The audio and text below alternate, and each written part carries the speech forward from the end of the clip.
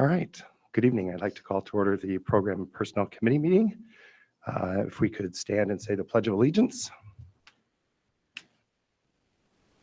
Pledge allegiance to the flag of the United States of America and to the republic for which it stands, one nation, under God, indivisible, with liberty and justice for all. Okay, just going to fly through the agenda real quick. We'll have an invitation for public comment, then for discussion, the D128 Racial Equity, Diversity, and Inclusion Policy Report, Board Policy Report, second reading, educational tours, there are 4 of them, employment of employees, and then future agenda items. So I would like to open the floor for public comment. Is there anyone here wishing to address the board? Okay, seeing none. Let's go for discussion. D128 Racial Equity, Diversity, and Inclusion Policy. Yeah. Is this Larry? All right. Is the projector even on?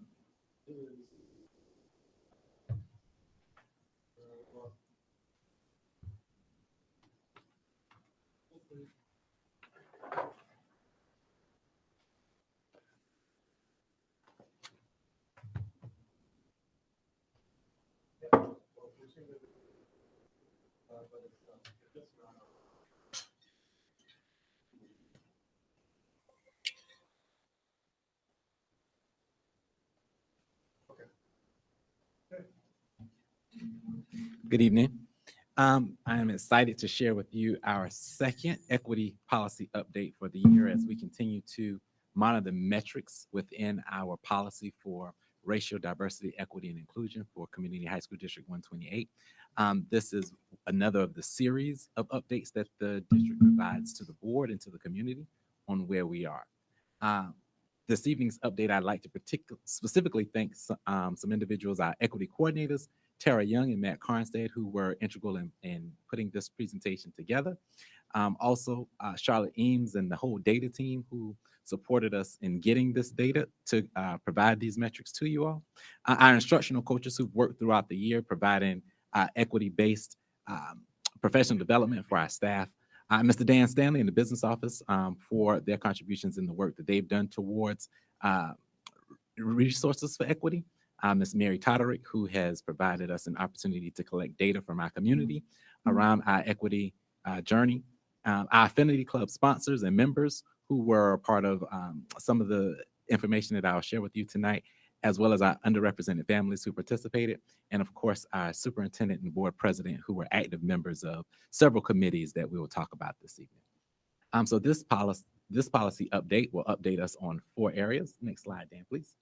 Of our 11 commitments tonight, we will look at student success. We continuously come back to student success because it is such a big part of the work that we do as a school district. We're also going to look at our equitable resources for the first time this year and our community partnerships for the first time this year and give you some updates on some of the work that we're doing there to move those metrics. And then we're going to take a look at our equity-focused professional learning opportunities that we have provided to our staff, both optional and mandatory. Next slide, Dan. So let's start with commitment 3. And so we want to pick up with student success where we were from Charlotte's presentation on the report card. One of the metrics that we highlighted in our policy was the data from the ISB school report card. Charlotte did a really great job of providing some high-level data for us on that. In our last board meeting, she gave us 2 updates. And tonight, we're going to dive a little deeper into that report card with a lens from racial equity and how our students are doing as we compare subgroups. And then we're also going to monitor and report on some of the grade distributions since we just closed out semester 1 of the 2022, what year is this? 2023-2024 school year. And so that's some really recent data that we've been able to collect from our local assessment pieces. Next slide, please, Dan. And so we've shared with you where we are in terms of our SAT data. Now, the SAT is our nationally normed assessment that we are able to collect data from. We utilize it in a number of ways as it relates to our student placement And so it's important that we look at this data in terms of how our subgroups performing when compared one to another. And so we do see some disparities with our African American and Latino populations. It is important to note that this data is representative of the entire district and not of any individual school. So district-wide, we're seeing that our African American students, only 25% of them are meeting proficiency in reading when they take the 11th grade assessment for SAT. Slightly higher than our African American group is our Latino group, but we do see that these two groups are performing at a disparity when we compare them to the other groups of students that we have there. And so we want to dive a little bit deeper into what does that proficiency gap look like. Next slide, please. And so comparing the groups white to Black comparison in the top chart, and then our white to Hispanic comparison in the bottom chart. We're looking over the course of the last 3 years of data, and we're looking at the percent proficient for our white students. That middle column is comparing is the subgroup for Black and African American in the top, and Hispanic or Latino in the bottom.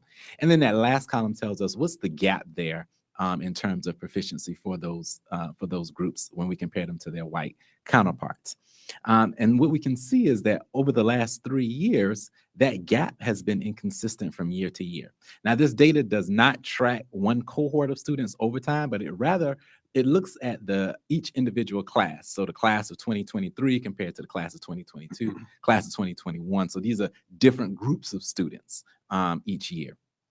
And so what we're seeing there is that over the last 3 years, it really has been inconsistent with any growth or any increase in gap. So it just is sporadic in terms of how these groups are performing from year to year. Some years our African American students perform better. Some years our African American students perform worse. But consistently, we see our white students performing the same over the course of those 3 years.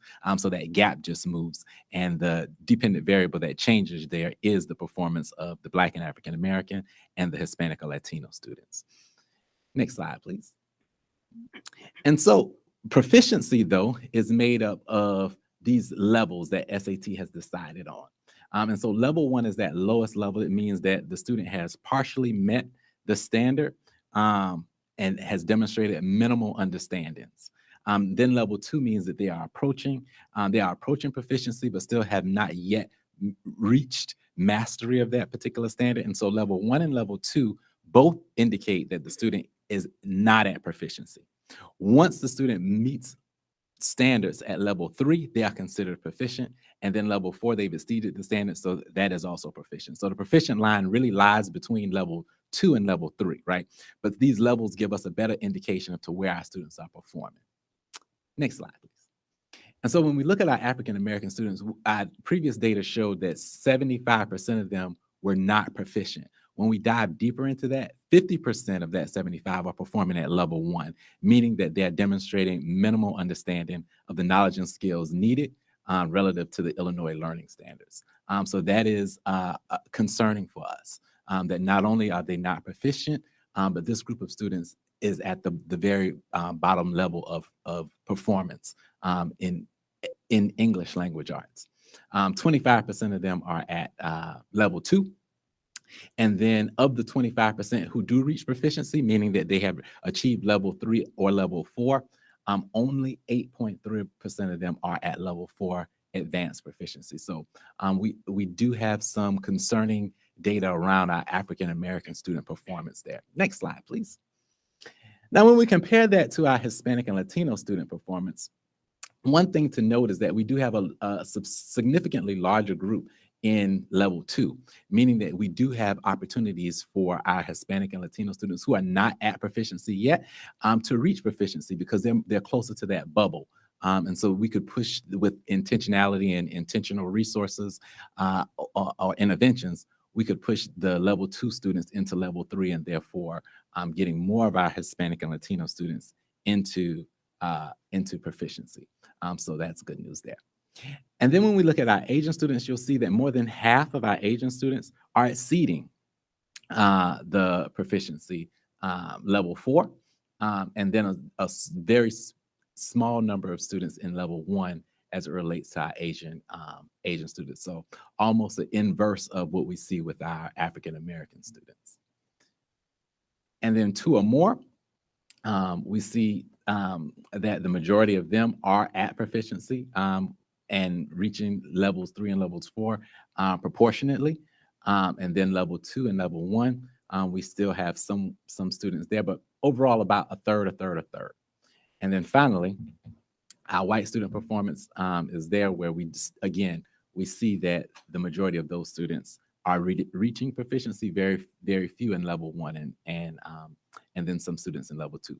So our focus for our academics is really to push those students who are in level 2 into level 3, and then provide some more targeted interventions for our students who are in that level 1 category. Next slide, please. And so now let's take a look at mathematics and SAT. We'll see that this data in terms of proficient and not proficient is very similar to what we saw in reading for our African American students. As a matter of fact, it's identical in terms of the percentage of students who are at proficiency.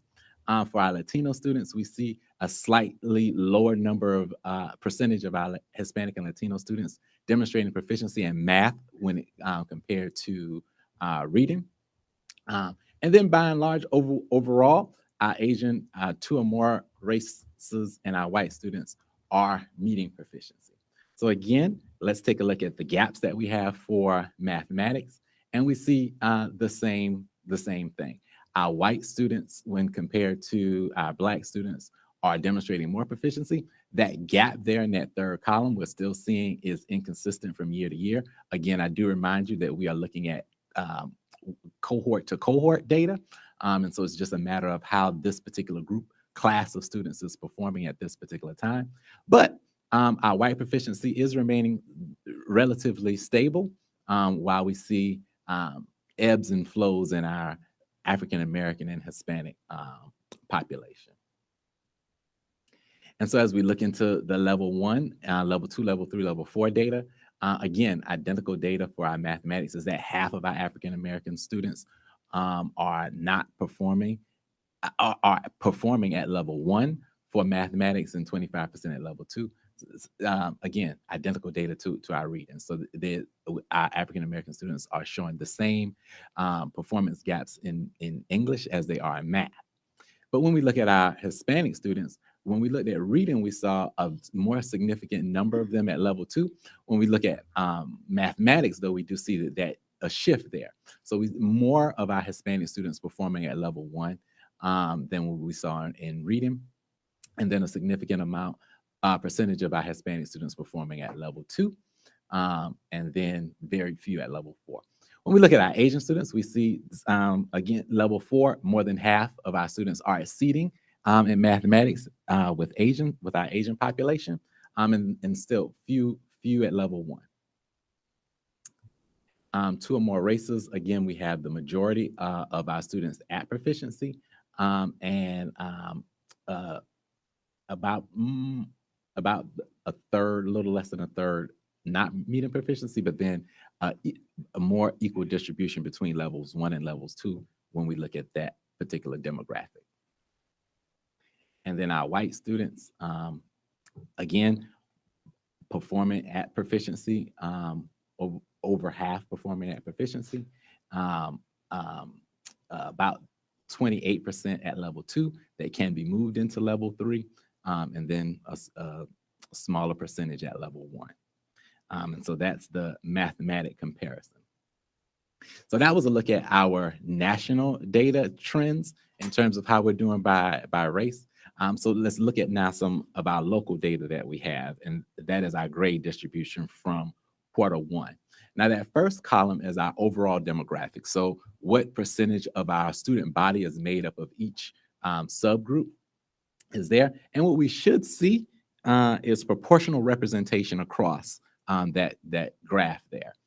So if our African American students make up 2% of our population, then that should be proportionately represented across the grades. So they should make up about 2% of the A's, about 2% of the B's, so forth and so on. And so what we see there is that when we look at the D's and F's, that there is overrepresentation of African American students at that particular range, as well as our Hispanic students at D's and F's.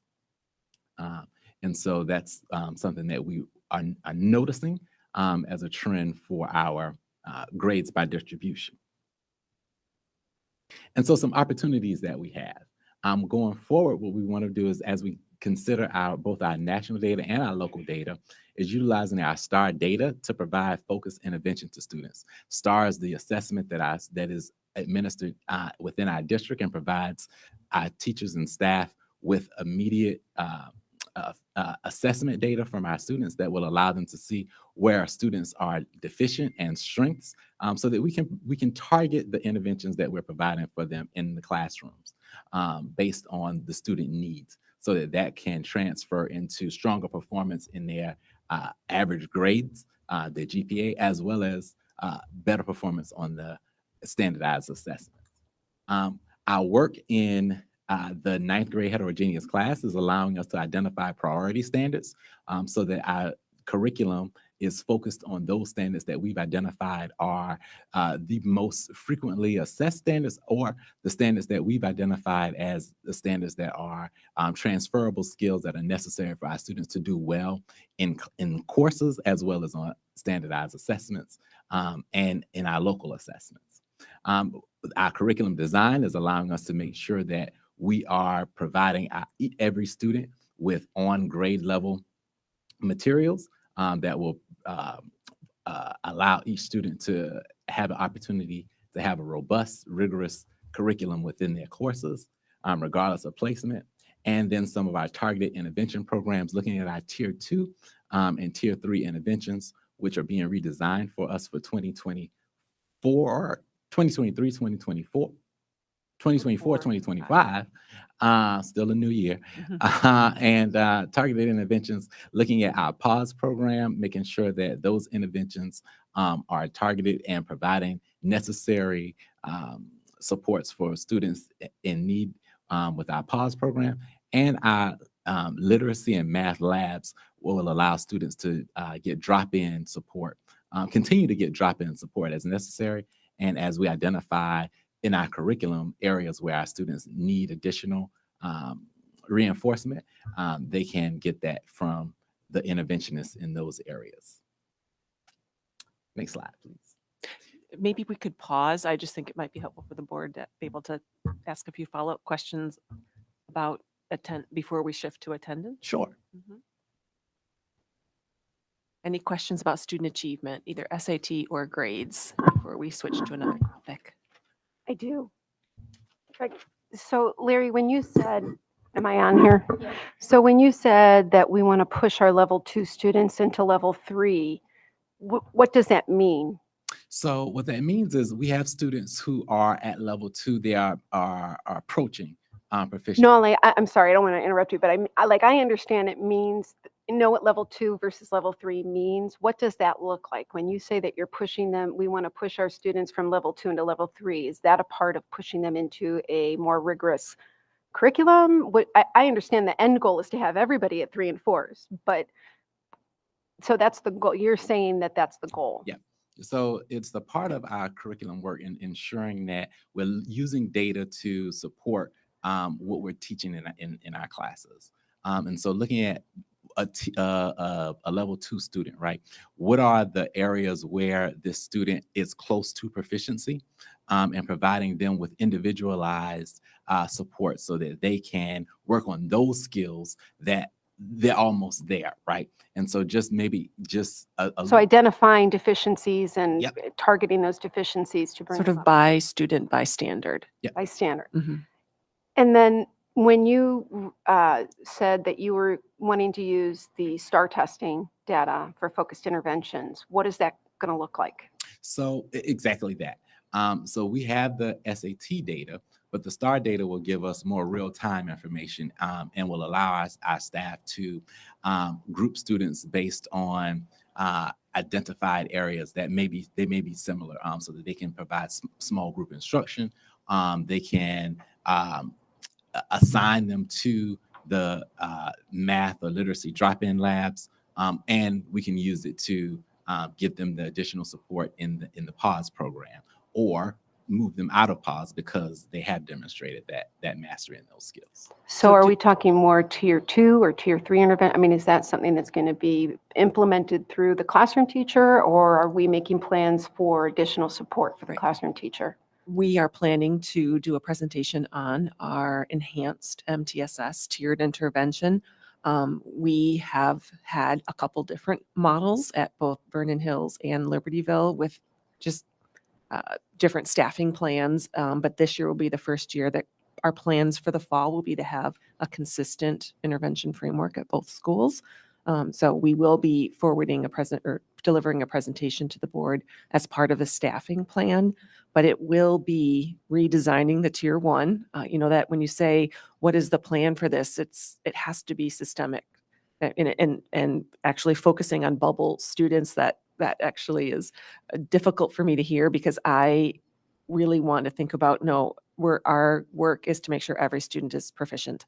And some students are closer and some students have a further journey, but that is our goal, is for both level 1 and level 2 students they're not students, who are performing at that level, get the instruction they need. So that's going to be clear learning targets at the tier 1 instruction. Again, the students that we're seeing data for here, they did not benefit from having access to those rigorous courses. So the data that we've been looking at over the last 2 years showing that the gap widens actually as students participate in some of our lower level courses. That is the data that we're seeing right now as our 11th grade test is showing. So we aren't predicting immediate SAT improvements. They'll be slow, but that's why it's important for us to keep using grades and to keep using STAR testing as that progress monitoring tool to both help our interventions and to let us know how effective some of our other near-term progress monitoring points will be.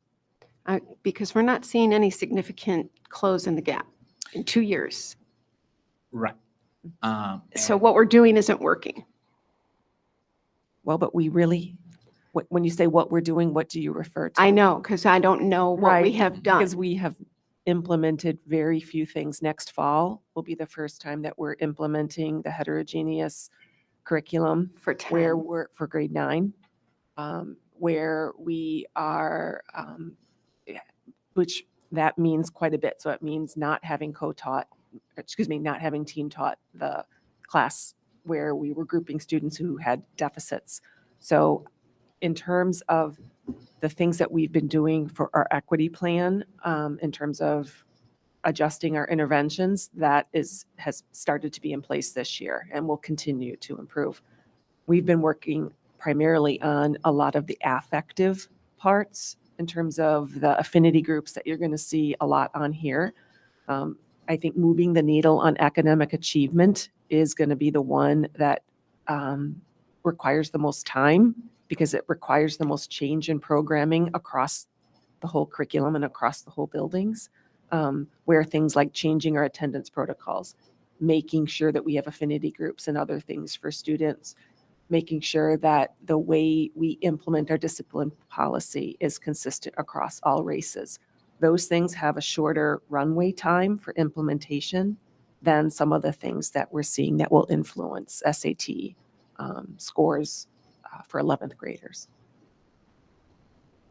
I keep coming back to like chicken and the egg, because if you have a population that 75% of them are not proficient or even meeting proficiency, I don't have the answer, but it is a chicken and the egg argument. I mean, just by merely putting them into a more rigorous curriculum does not, if they aren't ready to be able to access that information and that curriculum, are we setting them up for more frustration? That would be the third bullet there, the curriculum design. We have been working all fall and will continue to work all spring with the teachers who are teaching that course to embed those tier 1 interventions. When you said what's the classroom teacher going to be doing, the absolute most effective intervention is high quality tier 1 instruction. And so that's been a huge focus of our energy for this year, for last fall, and will continue to be for this spring. But we'll also use the resources that used to be, according to the team taught teachers, we'll repurpose those into the interventionists that we were talking about in both pause and the drop-in labs. And you feel like our staff is prepared for that kind of paradigm shift? Or we're working on it? We're working on it, absolutely. Okay. They're very committed that all students learn at high levels. And we have the data to show what we're doing right now isn't working. So we're going to do everything we can to support our staff in being ready to implement a different way of helping these students meet standard. I have a few questions. The students that we have don't arrive here without history. So do we have articulation? Are we talking to our feeder districts? Are we sharing data? Do they have similar plans? I don't know if we're articulating any of this with our feeder districts. I think that with our articulation with our feeder districts, we get information on our 8th grade students that are coming to us. We get the teacher recommendations, and they provide us with information about each student that the teachers can implement. That's the extent of where we are right now. And that's always been the case. Yes. Like we've been doing that for ages. Mm-hmm. The one thing that we would have, I say that is different is we have for all students, not just the students who could attend on Saturday. So I think our last time we had the Saturday PSAT, it was about 94%, which is still very high, but some of the students we needed the most information on were the ones who didn't attend. So we do have 99.9% of the students participated in testing this fall. So we have much more data about more of our students that was required for APA, but is also going to be helpful in placing students in the appropriate support. So all students will, let's say, go into English 9, but it's going to say, do you need English 9 and a once a week meeting with a reading specialist, or do you need English 9 and every day for 20 minutes with an interventionist? So that we already have the data for that on every student, and we're using that to make placement recommendations into the intervention from drop in, meaning we don't have any evidence right now to place students in there, but we'll have the staff available should they start to struggle to enter into the tiers of intervention that we're expanding from what we have this year. We'll have more next year.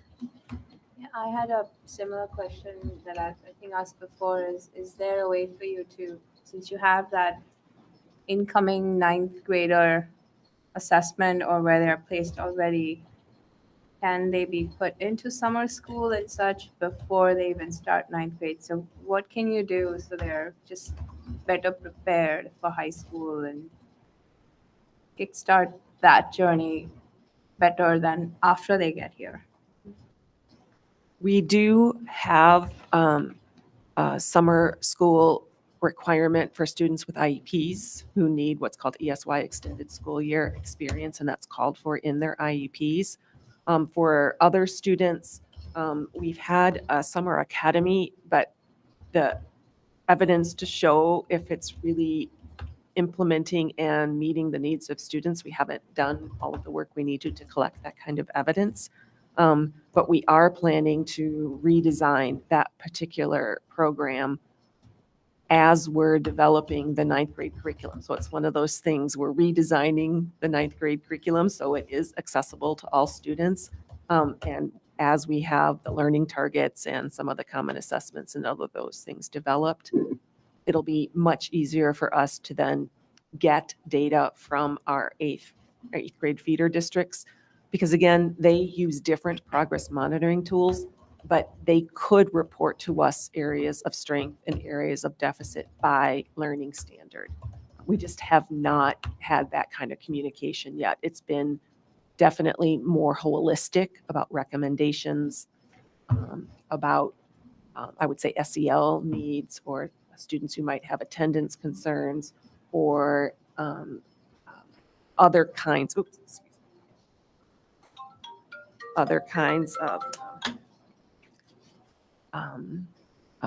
behavior and or attendance. Again, we're going to get to attendance next because that also plays such an important role in student success. They have to be here to learn.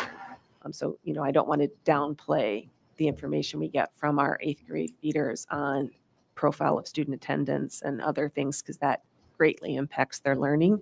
But we definitely now will have more specific information on what might be the deficit in math. Is it numeracy, or is it number sense, or is it fractions? That is not, we haven't drilled down in the past to get that as focused of information from our feeder districts. I've got some, Go ahead. you sure? Mhm. Okay. I've got some questions, and this may come across as more of like a commentary than a question. So I'm looking at the information, and I understand how vital it is to our diversity, equity, and inclusion initiatives, and I'm not questioning kind of our charge with that. But some of the data and some of our goals surrounding that to me seem a bit in conflict with some of our strategic plan goals, one of which being multiple pathways. And so when I consider multiple pathways and that goal of providing students with perhaps different pathways that don't end in a 4-year university experience, and then I see that kind of the benchmark that we're using is the junior year SAT score. And that SAT is also informing goals of our curriculum. Things seem to be at odds or in conflict a bit. And so I'm wondering if perhaps we're not necessarily missing an opportunity, but for students who, and I'm not suggesting we lower our expectations or bars, but for students who identify kind of early on that they're interested in a pathway that's not the outcome of an SAT score, are we missing an opportunity for them? And does it kind of force our educators to teach more toward a test than anything else? Are we kind of highlighting that as the end goal, is that we're hoping for better proficiency on the SAT as kind of this mark that comes through junior year to show us that we've done our job as educators? So again, part question, part commentary, part a personal concern for kind of the education system that we're trying to support. Mhm. And so when we survey our students, specifically our students of color, 90% of them indicate that it is their intention to go to a 4 or 2-year university. And the SAT is often the gatekeeper for financial aid and Certainly. admission into a 4 or 2-year institution. And so knowing that that is the goal, the dream of our students, we want to make sure that we're supporting that as one of our multiple pathways. And so in order to do that, we have to prepare them for the level of rigor and assessment that they're going to see on the SAT, because it's the test that they have to take. Not necessarily saying that we agree with that being the one indicator. Many schools and universities are moving away from the SAT as just that one piece of information for that very reason. But it also gives us an indicator of, it says that this particular student is college or career ready, based on the standard that we have set. It is also the indicator that the state of Illinois uses for high schools to judge and measure the effectiveness of our instruction. So it's difficult to negate the SAT, while also I do acknowledge and agree with much of what you said, right? Even as we think about equity, considering how cultural biases may exist in standardized testing, right? There's a body of research on that as well. And so but it puts us in a place where we have to figure out, how do we do both? How do we acknowledge the students' multiple pathway and interests, as well as provide a pathway for students to have the ultimate accessibility to their post-secondary careers. I would echo everything that you said, Larry. Thank you for sharing that. One other point I always try to remind the pathway that we sometimes think of multiple paths as having less rigorous requirements. The requirements to get into the HVAC system require higher reading and higher math scores than many other bachelor's degrees do. So I think that's one other thing when we think about multiple paths, it's not about higher rigor or lower rigor. Every student needs basic math and literacy requirements to be I a mean, I functioning think as you adult. were talking, And I do think that that is what the SAT is measuring. I think what it was 10 years ago is pretty traditional content acquisition. The changes that it made that that prompted Illinois to switch from the ACT to the SAT because they felt it was better aligned with the standards. So I think one of the things that might be helpful is if we just keep thinking of that SAT as the measure our state is using on if our students are proficient for our standards. And sort of let go of the idea that it was primarily a college entrance exam before, because I think that's could be holding back some of our thinking about how this tool can really help guide us. And again, it's not teachers teaching to the SAT test. It's teachers teaching to what the state of Illinois says is required Standard. literacy standards. And so I think if we can, as much as possible, use some of our language that way and make sure our thinking is aligned to what we know, that is what our equity plan talks about, is ensuring all students are proficient at reading, math, science, and other standards. We just happen to use an assessment tool that used to be primarily a college entrance exam. I appreciate that explanation from both of you. And if I may just ask kind of one more question related, but slide 19, for me, I'm not a charts and graphs person all the time. This one is giving me stress a little bit just because it's a me thing. It's a me problem, no one else. But can you comment on kind of the alignment of the grades by race versus, or how they relate to the data we have, the data spreads for the SAT results? So you may have made that comment before, but like when I look at this grade distribution, would you say that's pretty well reflected also in those 11th grade SAT results? And then I think Denise just really clarified a point that we are aligning our curriculum, probably always kind of have been looking at our Illinois state standards. That's education, but to build out our curriculum. So could you just talk about kind of the connection between the grades data and the SAT data?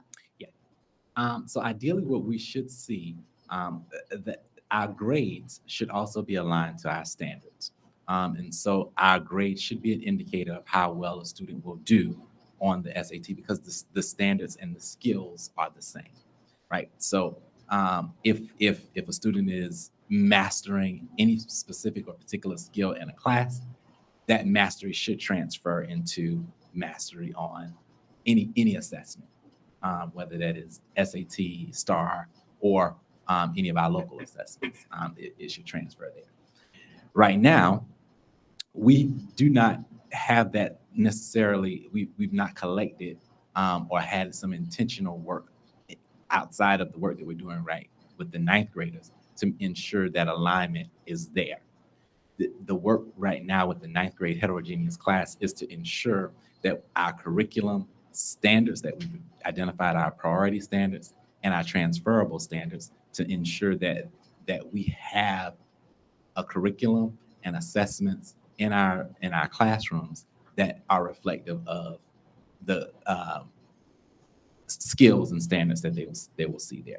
And so there should be that alignment there in the future that I can't say for certain exists right now. I think maybe one other point, you're talking about the alignment between standards and test scores. I think your question was alignment between the grade data and the SAT data. And when I Provided look that at the curriculum is aligned with Illinois state standards, which are also aligned with the SAT. Right. Right. But what I see from this data is that Students who are currently earning Ds and Fs, and again, this is not in any particular, this is just overall grades, is disproportionate, meaning we have 12% of our students are Hispanic, yet they are earning 27 and 40-some% of the Ds. Overrepresented. They're overrepresented in grades that would communicate to us that they're not achieving proficiency yet in those courses.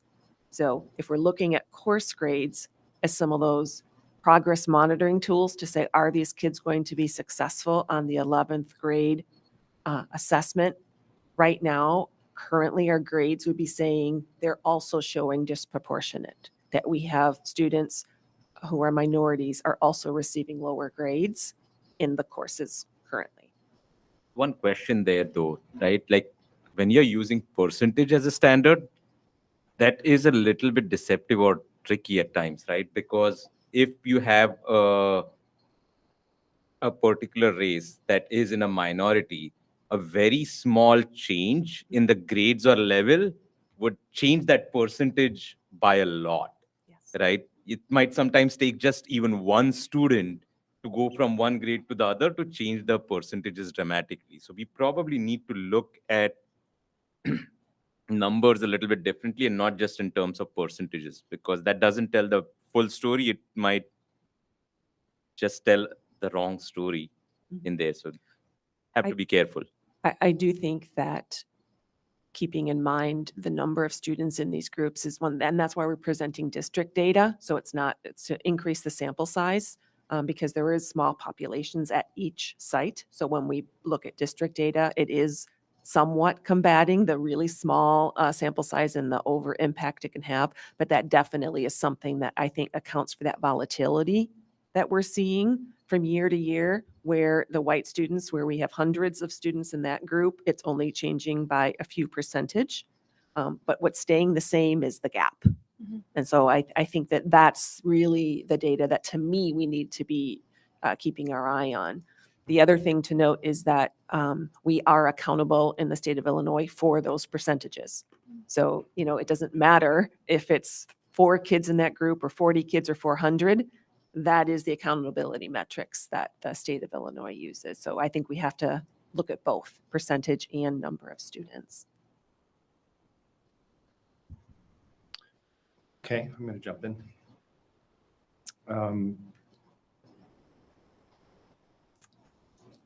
So it's a concern. It's not really a question. I have a number of friends who are currently teaching in a model where it's a heterogeneous classroom, where they have populations of students who have been separated out before, who aren't now. And he has reading levels, they have, I'm thinking of one in particular right now, of students that are reading at the 3rd grade level and students that are reading at just that like 9th grade level.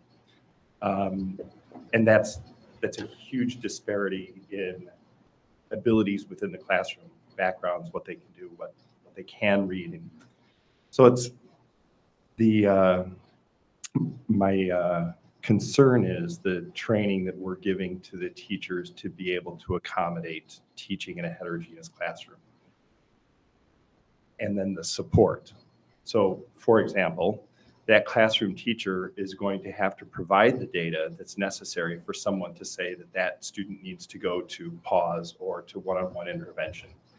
So beyond just teaching that day, the teacher's also going to have to figure out the 8 or 9 or 10 kids in any particular class that are going to need any particular intervention. That just takes time. So what supports are we going to be giving to those teachers who now have a workload that's greater than the workload of other teachers when it comes to just reporting out on kids? If I'm an AP teacher, I don't have too many kids that I'm going to be assigning extra time to go to pause, just because those students have tested into a higher level of rigor and curriculum. They're not going to be remedial. So I guess I would maybe push back on that a little, only because our EOS program is identifying students for whom this would be their first AP class. So I do think that when I imagine the supports that our teachers are going to need to meet the needs of diverse learners. I think that's almost every teacher in our building. There'll be greater need at some of the earlier level at 9th grade courses. And that is why we're giving them time to work together this year to write the curriculum and to receive some additional training. But it's also why we would invest some of that human capital in additional intervention positions. It won't be up to individual teachers to say, Lisa, you need this, because we have STAR testing. And then they're also writing assessments that have by standard and success indicators. So their normal classroom assessments at the end of a unit will help identify Lisa needs this because her performance on this part of this project or this assessment tool showed this.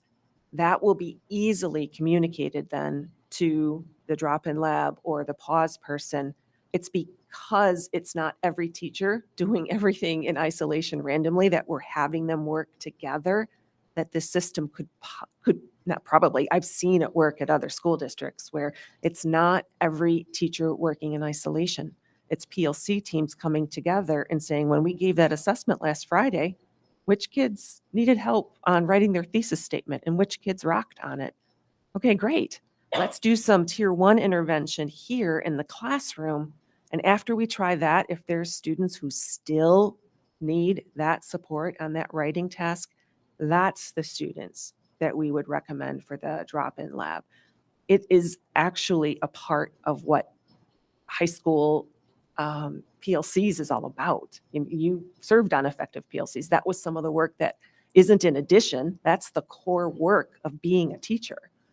So I just think that we haven't necessarily had that be the focus of our PLC work in the past because we haven't had an intervention place to even send the students to. It's almost like each part of the cogs are coming together. And 9th grade is going to be where we have the curriculum, where we have the assessments, where we have the intervention people to come together and collaborate. But that's why we're working so hard this year to make that happen. Okay. I'm good. Are there any other questions? I interrupted you and I didn't mean to, but I was just thinking, thinking about what you said, Kara, with multiple pathways. We're talking about proficiency and our charge is to educate all of our students in proficiency, not superior, so my expectation is it doesn't matter what pathway, that all of our students have the opportunity and the possibility of being proficient. So I think that's, that should be our goal 100%. Agreed. So I apologize for interrupting. No, And it will be one of the things that we're measured on as the state moves forward in identifying each year we should be at a certain level of all of our students meeting proficiency, and so that's going to increase from year to year. And so yes, it's something that will be measured on by the state. Is that as a district, what percentage of our students are meeting proficiency, and are we meeting the goals set by the state, the targets set by the state? But I guess one thing that makes me so proud is this policy called for that even before those tables of in the next 10 years, how are we going to get all students to 90% proficient? This policy had the expectation and required administration to report this to you back in 2019. So 2021, time warp there. I just think that we are committed to making sure we're not only saying we want all kids to achieve at high levels, we're also making sure you hear evidence of that and where we are moving forward. So yes, we have external accountability by the state, but this policy is also our internal accountability. If you wouldn't mind, will you address, because next year is going to really be the first year of the 9th grade heterogeneous classes, and it's only for one subject. No, it would be for English, math, and biology, and some students also take social studies 9th grade, but not all, but we also So are at working least on that 3, curriculum. and for some students, Yes. 4 Yes. classes. So since the next school year, 24-25, will be the first year that that's implemented, and we're looking at all of these four things identified on the screen as opportunities that we're doing to move the needle.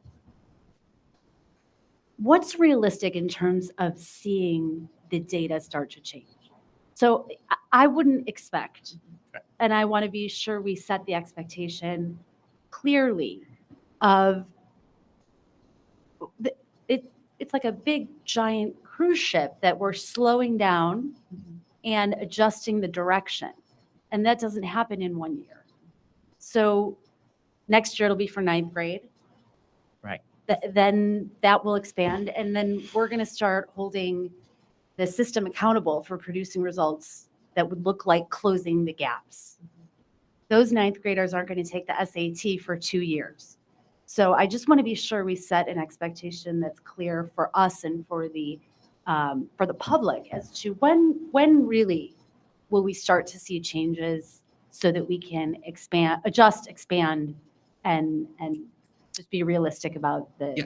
And So if I results. could just add, I think thanks for saying that, because I was about to sort of go there myself, is I would also like to see how you're going to track progress for that cohort by cohort, because you have the 9th graders who will be incoming, who are going to get some of these,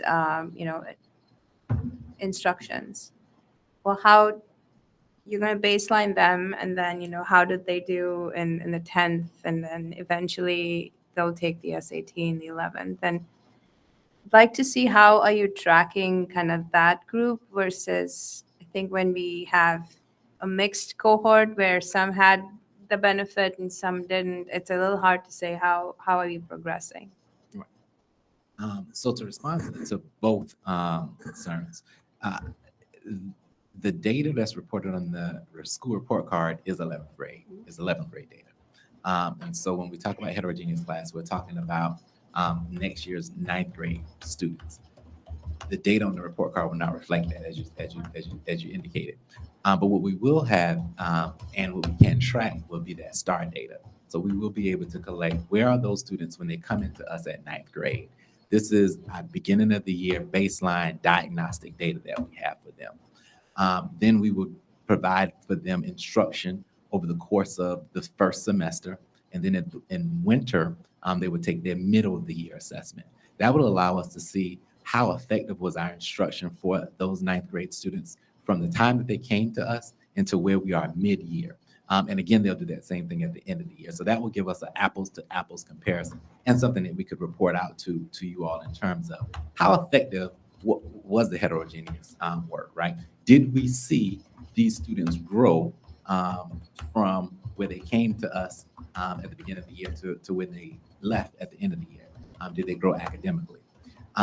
One other tool that we'll have for 9th grade, and again, this is going back to the presentation that Charlotte delivered. In addition to the 11th grade, we also have PSAT 9 or PSAT 910. So we'll have it the fall of their 8th grade year. Then a year and a half later, we'll have it the spring of their 9th grade year and the spring of their 10th grade year prior to the spring of their 11th grade year. So because we invest in that, that is one additional progress monitoring tool. So we have grades. Once we have more common assessments, that will be comparing apples to apples. We'll have STAR, which will be 3 times a year for all students and more frequently for those receiving intervention. And then we'll have the exit one, the SAT at the end. So we will have multiple measures, and I'm hoping that as the course teams work, we continue to find even more capstone experiences and other things like that that we would say could be something that would be worthy of reporting to the board on an annual basis. And again, that's why that standards alignment is so key, so that when we are assessing in our classrooms, we're getting reliable data on how our students are performing in relationship to that particular skill that we should also see when they take the STAR, which would be aligned to those same skills and standards as the SAT. And when they take that suite of PSAT or PSAT 8, 9, we should see like consistency throughout there because of the strong alignment to the one thing that is weaved in between all of those things are the skills and the standards. And so the stronger alignment that we have in our curriculum and our assessments, we should see it will be an indicator for how our students will perform on that final SAT. But again, you won't see that data on the report card until that cohort of students gets to 11th grade. So 24-25 is going to be the pilot year for ninth graders. So 25-26, when they're 10th graders, both the 10th graders and the new ninth graders will yes. be in that system. Yeah. So it will take 4 full years for all of our students to be receiving this type of evaluation and instruction. Our plan that we presented to you was to focus on the 9th and 10th grade. And then because 11th and 12th grade have so many classes that are together, that would be that 3rd year Right. of implementation. So our goal is to have no more team taught classes in the junior and senior year, that 3 years out, because we'll have already had 2 years of understanding what the students need and making the adjustments in the curriculum. Just by attrition, we know that there'll be fewer and fewer students among that population. So we felt we could do 2 years at once because, again, a lot of those students are in some of the same kinds of courses. So just to be crystal clear, it could be 3 or 4 years Mhm. before we see meaningful differences on these numbers that we're looking at tonight. When we look at them in 3 years, we'll be able to see how our interventions and how the systemic changes are affecting those subgroups. For SAT achievement, there are a few other areas on the state report card that will show some of our intermediate progress. If you recall, Charlotte did a presentation on the equity continuum and where we had dropped down in one area. One of the areas we dropped down in was students of color participation in advanced coursework. So that was one area. I think we went from a 1.9 to a 1.2 or something like that.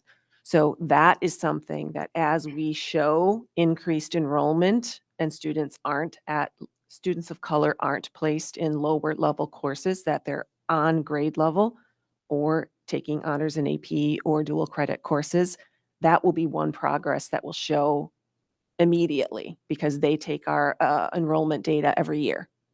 So again, it's not the main achievement one, but it will be showing progress on us making sure every student has opportunity to rigorous coursework. But I just want to make sure I understand. So entering freshmen for 24-25 will have an 8th grade entering PSAT that you said had 99% participation. So when we're sitting here next year, when they will be having at the end of the year a PSAT 9, we should be able to compare their entering PSAT 8 into their 9. So that can be a part, even though it's not a part of our report card from the Correct. state, that is something internally D128. we can be looking at, is the gap closing, widening, Yes. staying still.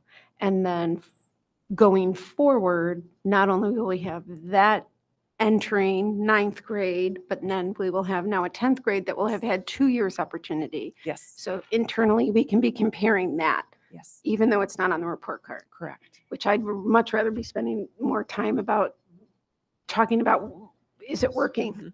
Mhm. And so in your experience, did you find that as you had heterogeneous classes and you've had experience, are we going to be investing in more personnel in the form of intervention? I mean, do you need more people to do this? Or is it a redistribution of people? It's a redistribution of people. One of the things that, or actually at our labor management committee meeting, we are, the topic for Thursday morning's meeting is looking at the recommendation from ISBE for the fair funding model and how many math teachers should you have? How many intervention people should you have? Based on what they say are an effective program.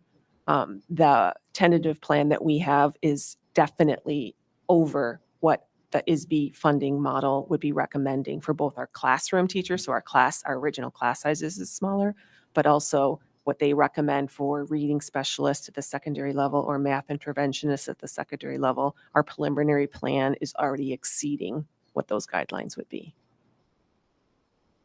From my experience, it was not more people, it was less time. So I had to spend more time reporting out to our support which students required what interventions. Which left you with less time to instruct, is what you're saying. I had less time, yes. So I'm interested to see how STARS helps us with that. But I mean, in the old days, you would just say, Timmy, you need to go get more help. Go to the resource center. And now we have tests and the ability to have some data collected that might take some of that burden off. I hope so, because it's, I mean, just reporting out on your IEPs. If you have a large number of IEPs, those teachers have to take a lot of time to.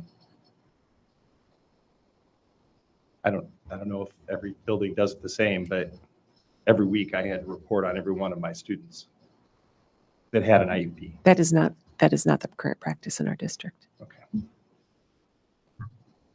I just have one question that came up to my mind through all of this is, what do we do with the students who did not have the proficiency levels at 11th grade, but they still have 1 year left of high school? Is there a way to kind of catch them up before they graduate, or what's the plan for those students in the last year of high school? I think, again, we use this data for our course placement. So for our senior year, those students who are not performing at proficiency are placed in courses that, like our college writing course, to sort of give them an opportunity to remediate whatever skills they may be deficient prior to graduating. So it's similar to what we've been doing, is providing an opportunity in our classes and in our curriculum for a course for the students based on where their performance level is right now, or at the time of course recommendation, to try to remediate those deficiencies that they have. It can be difficult to use that assessment information for placement because it comes so much later. So the junior assessment, they take it in April, we get the data, but they've already made their course selection for senior year. And actually, by the time we get the data on individual students, it's August. So it informs, I think we look at the trajectory of students and try to make sure that they are receiving ongoing intervention. But I do think that's an area of improvement for our intervention system, would be, as we get that data over the summer, to do some more intentional support mapping of the students in addition to placement. So again, that's something that is not part of our current practice, taking the data of the individual students who aren't proficient and putting together a support plan. But that's something we definitely need to do. Yeah, I think to me, it's almost like when you enter 9th grade and you create, like, here's my 4-year plan, the desired state, you almost want to build something like that for students who might have an achievement gap, right? That was my only question, because the SAT is a point in time thing and no one just gets to be less proficient only in the test. They got there over time. Yes. So it's just a metric in their entire journey. I was just wanting to make sure that we still have 1 year to catch them up after that, so they still graduate with the skills. Let's go on to the Move next on to slide. attendance. Okay. And so when we look at our attendance by race and ethnicity, we do see consistency across all groups, except for our Black and African American students last year were slightly lower than each of the other groups. But when we look at our attendance for last semester, we see in the darker blue where we are for semester 1 of this year. And our African American students have increased their attendance across the district from last year through semester 1. So if we see these trends continue for semester 2, we will have eliminated that gap for the attendance for our Black and African American students and increased our overall attendance. And so what have we been doing? How have we gotten this? What's happening? What did we do? And so Dr. Ellis Bowen and the LSTs and her team came together and evaluated the attendance procedures. And so this is one of those areas where we can see immediate change in next year's report card, right? Based on initiatives that were put in place this year. And so they reviewed and updated our attendance procedures. And through that review and update, obviously we see the fruits of that labor, that all groups are higher in attendance this year and consistent across all of our races and ethnicities. They're holding student meetings with students. I think she talked about that process of identifying points in time where students would be called in, as well as families, for these meetings as they accumulate absences, conducting risk assessments and providing mentoring to students. Our wellness and prevention coordinators are assigning mentors. I serve as a mentor for 2 students at Vernon Hills. And so that work is really paying off, and we see that change in attendance rate already. And so as we double down on those efforts in semester 2 and continue to implement those, we should see increased attendance for all groups for 2023, 2024 compared to last year. Next slide, please. And now commitment 4, looking at equitable resources. Really in the policy, it talks about how it's important for us to determine how we're allocating our resources and move away from a fair is equal approach, right? Really following the dollars, because how we allocate our funds gives us a good indication of how we prioritize equity as a district. And so metrics that we're going to be looking at tonight include reporting on some of our student programs, identifying and reporting on our professional learning programs for staff, and looking at a district budget and how some funds have been equitably allocated. And so we looked at this in really 3 areas of what we are calling resource equity, right? Our capital project prioritization, our professional learning allocation, and our specialized programming and staffing. And so Dan Stanley and his team really took a head-on approach to what are the areas in terms of how we allocate our resources that we can evaluate for equity, that we can create resources and tools that will allow us to more equitably allocate those resources, and then allowing our the most needed groups of students to receive allocations and funding in an equitable way, which may mean that we're providing additional resources to certain groups for student achievement. So let's dive right in and start off with our professional learning budget. So last year, for the first time, we really evaluated how our staff professional learning opportunities were going to be improved.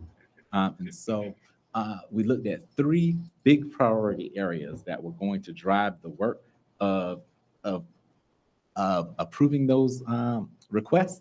And so in no particular order, but one of the priorities is is it a requirement, right? Is it required for the staff member to attend this? If so, then it was awarded points for that. Does it align to our strategic plan goals? Of the 3, and with equity and inclusion being one of them, and making sure that it is specifically a part of that action plan that was designed for those 3 goal areas. And if so, it was awarded points for that. And then third, other considerations that we considered were, does it support our broader strategic goals? Does it impact instruction and providing high impact instruction for our students? Does it build the leadership capacity, and does it support the curriculum and content knowledge? And so these 3 priorities are how we assessed the requests for professional learning to determine what professional learning would be approved for our staff to attend. Next slide. The second area was our capital project criteria. Now, you all have seen this rubric already. Dan did a presentation on how we came to our prioritized list of capital projects. But when we think about equity and inclusion from this list, next slide, please. we narrowed it down to what were the key criteria that was connected to equity. And so we identified for each area that one, if it is aligned to our equity and inclusion strategic plan goal, that makes it ensures that it is prioritizing equity. And then student impact, the impact that it would have for students, looking at the number of students, but also which students are going to be impacted and what that impact would be, whether it would be academic, SEL, or behavioral. And then looking at our systems improvement, does it improve accessibility for students with disabilities? And does the project have a specific impact on or improve our delivery of instructional services for students to allow them to better receive the intervention, to better receive the instruction that we are providing. And so these areas were the areas that we said, that here are those that are directly aligned to our equity goals, our equity policy. And so within that larger, more comprehensive review, it includes making sure that as we prioritize, that equity also played a role in how we were creating that list of prioritized projects. And then lastly, for our specialized programs, this year we did a lot with our EL program and providing additional funds from our budget to support the students and the EL program. And some of those things included additional FTE allocations for a department chair, making sure that there was an administrator designated to overseeing the EL program, course sections based on the number of students that are enrolling in our EL program, and then our teacher assistants, making sure that we have a proportionate ratio for our teacher assistants to support our students in our EL program. And when we talk about that ratio, that was something that was developed this year to decide what is the right number of students to each teacher assistant, and looking at the setting in which that occurs. And then including in our postings for teaching assistants a preferred language to match the needs of our EL students. And then ongoing program monitoring to ensure that as we are putting these initiatives in place for our EL program, that it is supporting and impacting the achievement for our EL students. And so that work really is three areas in which we are diving into to support the resources that we are providing as a district that aligns to our equity piece. And then commitment 9, our community partnerships, looking at how we are supporting and partnering with our community to promote equity and inclusion. And we're going to be looking at the partnerships through meetings and opportunities for feedback and two-way communication. Next slide. In our action plan, we specifically highlighted that we wanted to partner with families of underrepresented families within our community and increase that level of engagement. And so we've done some work to do that and get feedback from them and engaged with that two-way communication that we talked about in the policy. The ways that we've done that, next slide, have been through our family dinners. We've had 3 family dinners over the course of the implementation of the equity action plan, one for our Black and African American families, one for our Latino families, and one for our Asian families. And so with those dinners, we had over 200 family members come out, and we had over 200 families to support those events. I'm sorry, over 200 participants, over 40 families to support those events and give us an opportunity to have direct conversation with them. These dinners were provided in conjunction with our student affinity groups of each area. And so some of the feedback that we received, the top 5 things that our families said that we asked them, how could District 128 better support your student and your family? And one of the things that they said is, number one, is more opportunities to network with families of color, that they are part of the community as well, which is a reflection of our schools. And so they want more opportunities to spend time with other families that look like them. And so they appreciated the work that we had done in these initiatives and would like to see them continue. Also, an increased effort to promote belonging for families of color, ensuring that our buildings are welcoming and inviting, that any correspondences that we send out and that as they are engaged with our schools, that they feel a sense of connection to it. And then they want to host informational sessions for families of color, giving them opportunities to say, we want more information about this particular initiative happening here, and then providing that information for them. Then offering mentoring opportunities for students of color, making sure that we are providing more of that. And in addition to the work that I talked about earlier with the health, with our wellness and prevention coordinators, we're also bringing in for both Libertyville and Vernon Hills High School a partnership with the My Brother's Keeper Alliance that will allow an additional opportunity for mentoring for 40 boys of color across our district. And then also they wanted to ensure that we continue to work on enhancing the representation in our curriculum. And this work is happening through our curriculum redesign as we are evaluating our core courses, specifically our English and social studies courses, our literacy courses at the 9th grade level, to make sure that those courses are representative of the various cultures and diversity within our D128 family. Next slide. And then beyond race and ethnicity, we also have developed our interfaith advisory group. This group met for the first time in December, and will continue to meet throughout the course of the year and years to come. And it started off in response to our shifts to the operational calendar. But as this group came together, we found that our work really is more than about talking about the calendar and religious holidays. The purpose of this group, next slide, is that we want to make sure that we're here as a resource for the district, that we're providing opportunities for that two-way communication between the district and the community that the policy called for, and that we're able to create connections and support systems for our students of various faiths, to support our staff in ensuring that we are creating an inclusive environment that allows our students to observe their religious holidays and provide more information for both our students, our staff, and our community about the nuances of specific faiths, so that we're that we're building the awareness of all stakeholders across D128. So that work has really transformed into a larger, more meaningful, more purposeful group that is going to be continuing throughout the course of the year and into next year and years to follow.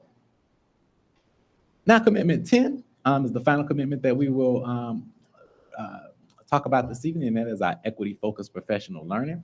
And our policy requires that we have both mandatory and voluntary equity-focused professional learning opportunities, and that we report out on the participation of those opportunities. And so for our optional equity-focused professional learning this semester, first semester of last year, D128 offered 87 equity-focused professional learning sessions over the course of from August through December. And we had 1,388 participants enroll in those sessions. Topics for those sessions included things like grading for equity, differentiation so that we could provide more culturally responsive interventions for our students, curriculum development that we talked about, some inclusive service exploration, making sure that we are providing opportunities for our students to receive their services in the least restrictive environment, some reflection on bias and beliefs, how to use STAR data for instruction, and how to build a sense of belonging in the classroom, with some of the topics that were covered in the first semester. And then our required training for first semester for all teachers was our advocate training from EOS, or what we call our trusted adult training. And in this course, it was provided to all staff. Our students took a survey and they indicated who their trusted adults were. As we create our outreach list for students who we're targeting for our advanced placement opportunities and diagonal movement, we wanted to be able to have a conversation with that student, with someone who they respected, who they identified as that trusted adult. So we trained every staff member.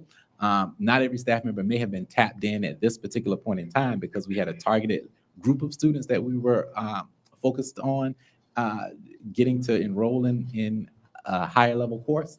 But whoever that student identified as a trusted adult, that person was to have that conversation with them and to really inspire them and advocate with them that they had the qualities and the potential to do well in a more rigorous course.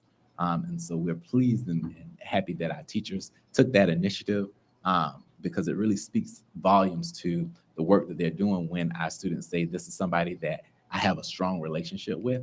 And it means a lot when we can have those kinds of conversations facilitated with our students who may be reluctant or may have never considered taking a more advanced course, but having it come from this particular individual really would make a world of difference for them. So we're pleased that our staff took that initiative on. And that is the end of the 4 commitments that we're reporting out on today. If there are any additional questions, we'd be happy to take those at this time. For the advocate training, how often is that going to be offered? Once a year. Once a year. Okay, thank you. Not a question, but just a point of celebration, I think, is the increase in district-wide attendance.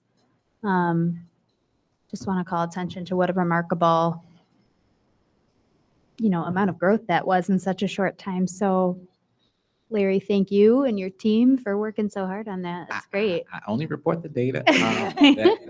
The kudos to that really goes to Dr. Ellis Bowen and her team, who designed an attendance intervention plan, who saw the need for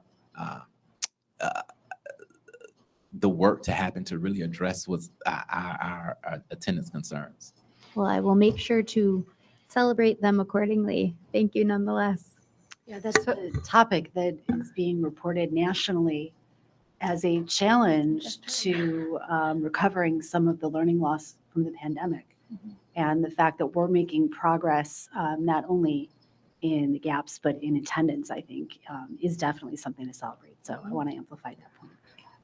Larry, the professional learning, was that mostly in-house, or is that everybody going out to different workshops and conferences, or were most of those opportunities in-house, and were they given by our colleagues?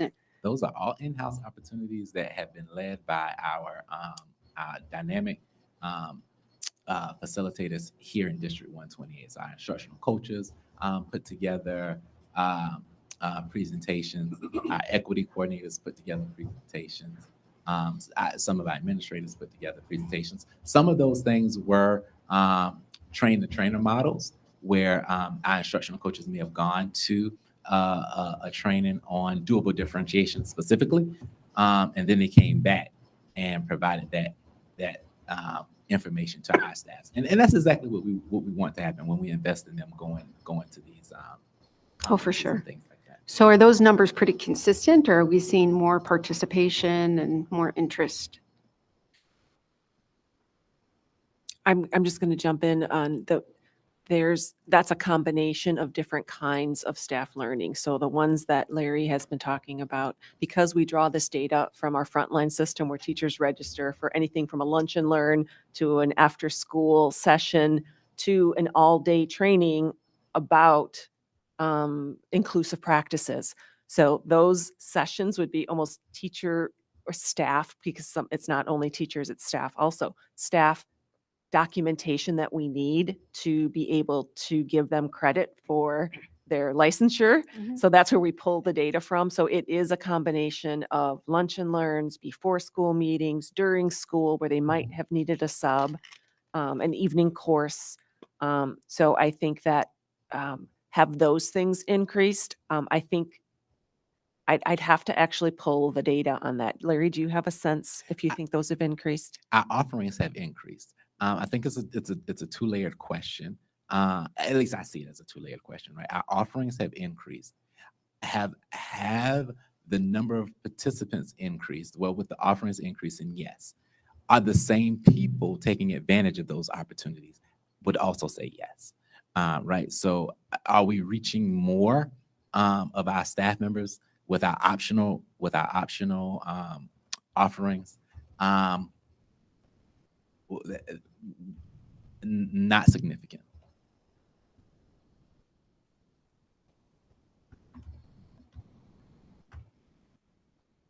Thank you. Are there any other questions? Okay. Oh, I, I'm sorry. not, No. Sorry, no. yeah, it doesn't work that way. No, I'm sorry. Mhm. Yeah. Thank you. We would appreciate a question by email though, so we can respond. Thank you. Thank you. All right. I think we're moving on to Bryant now, right?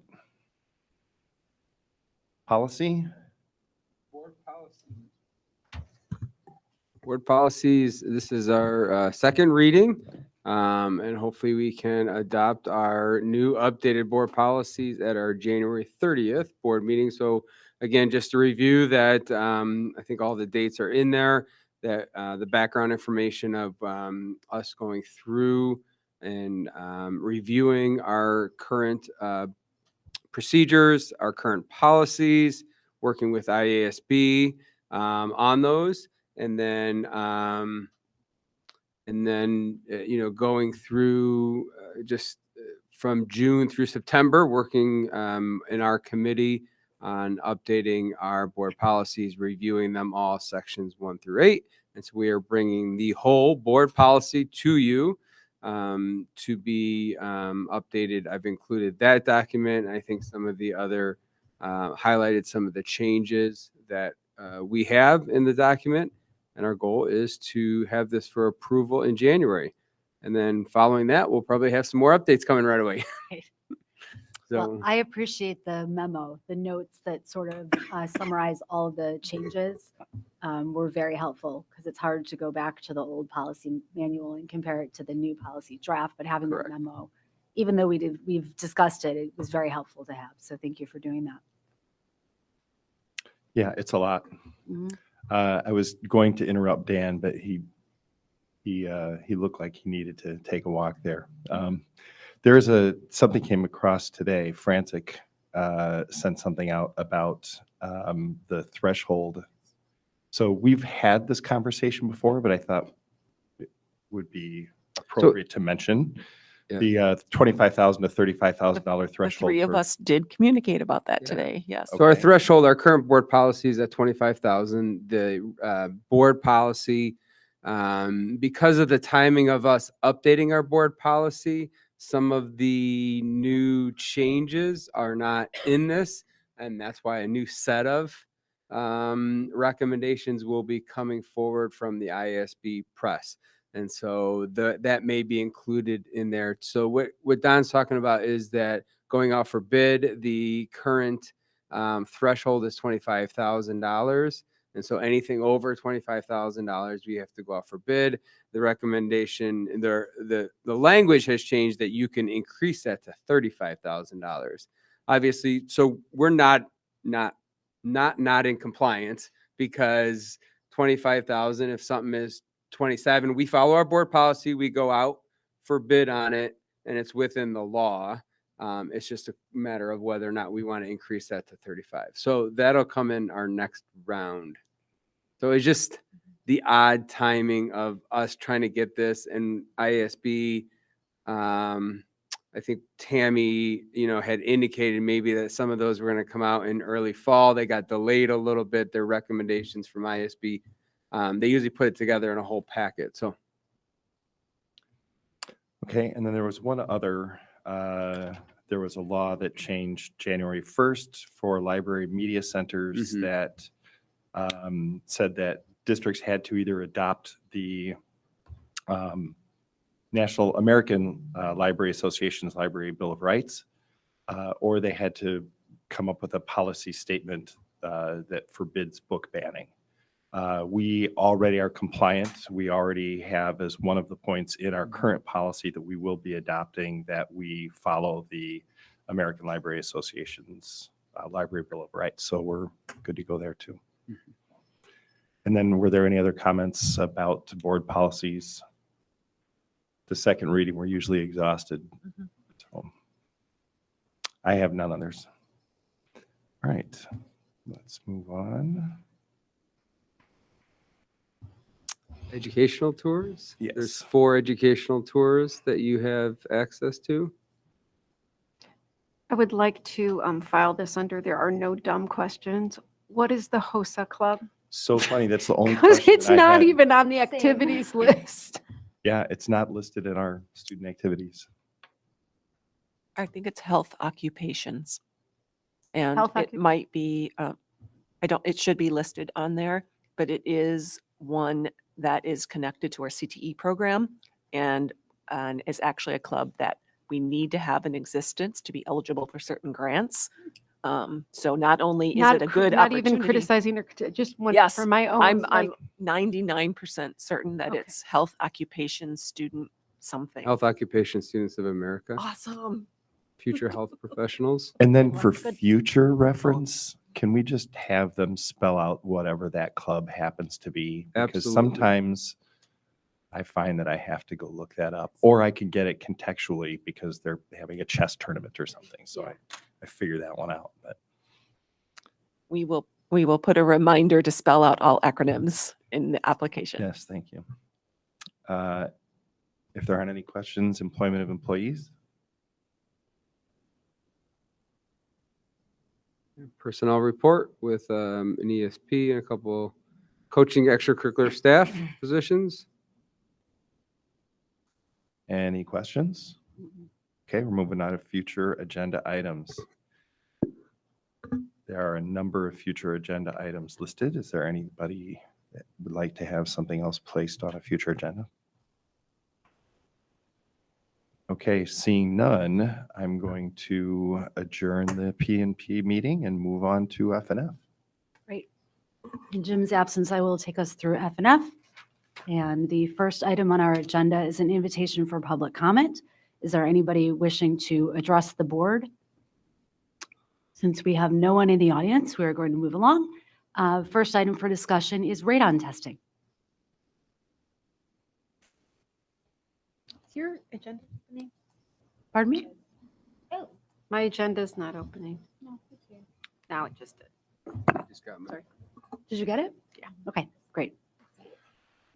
So happy Radon Awareness Month. Is it actually? It actually is. It's just a coincidence. But let's give a little background as to why we are talking about this, even beyond the background information. Radon testing is not required in the state of Illinois for public schools. So the reason why it came up is because there has been some talk about whether or not it should be required, because it's required when you buy real estate. The reason it's required is because radon is a colorless, odorless, tasteless gas that causes lung cancer. It's the second leading cause of lung cancer. It can also cause any cancer, not just lung cancer. I did not know that. I thought it was primarily lung cancer. In any event, that's why we are wondering if it's something that we could undertake in our buildings for safety's sake. Since we've received these quotes, we did discover that the state of Illinois does provide grant funding, and public schools are one of the areas that they identify as especially as a priority for those grants.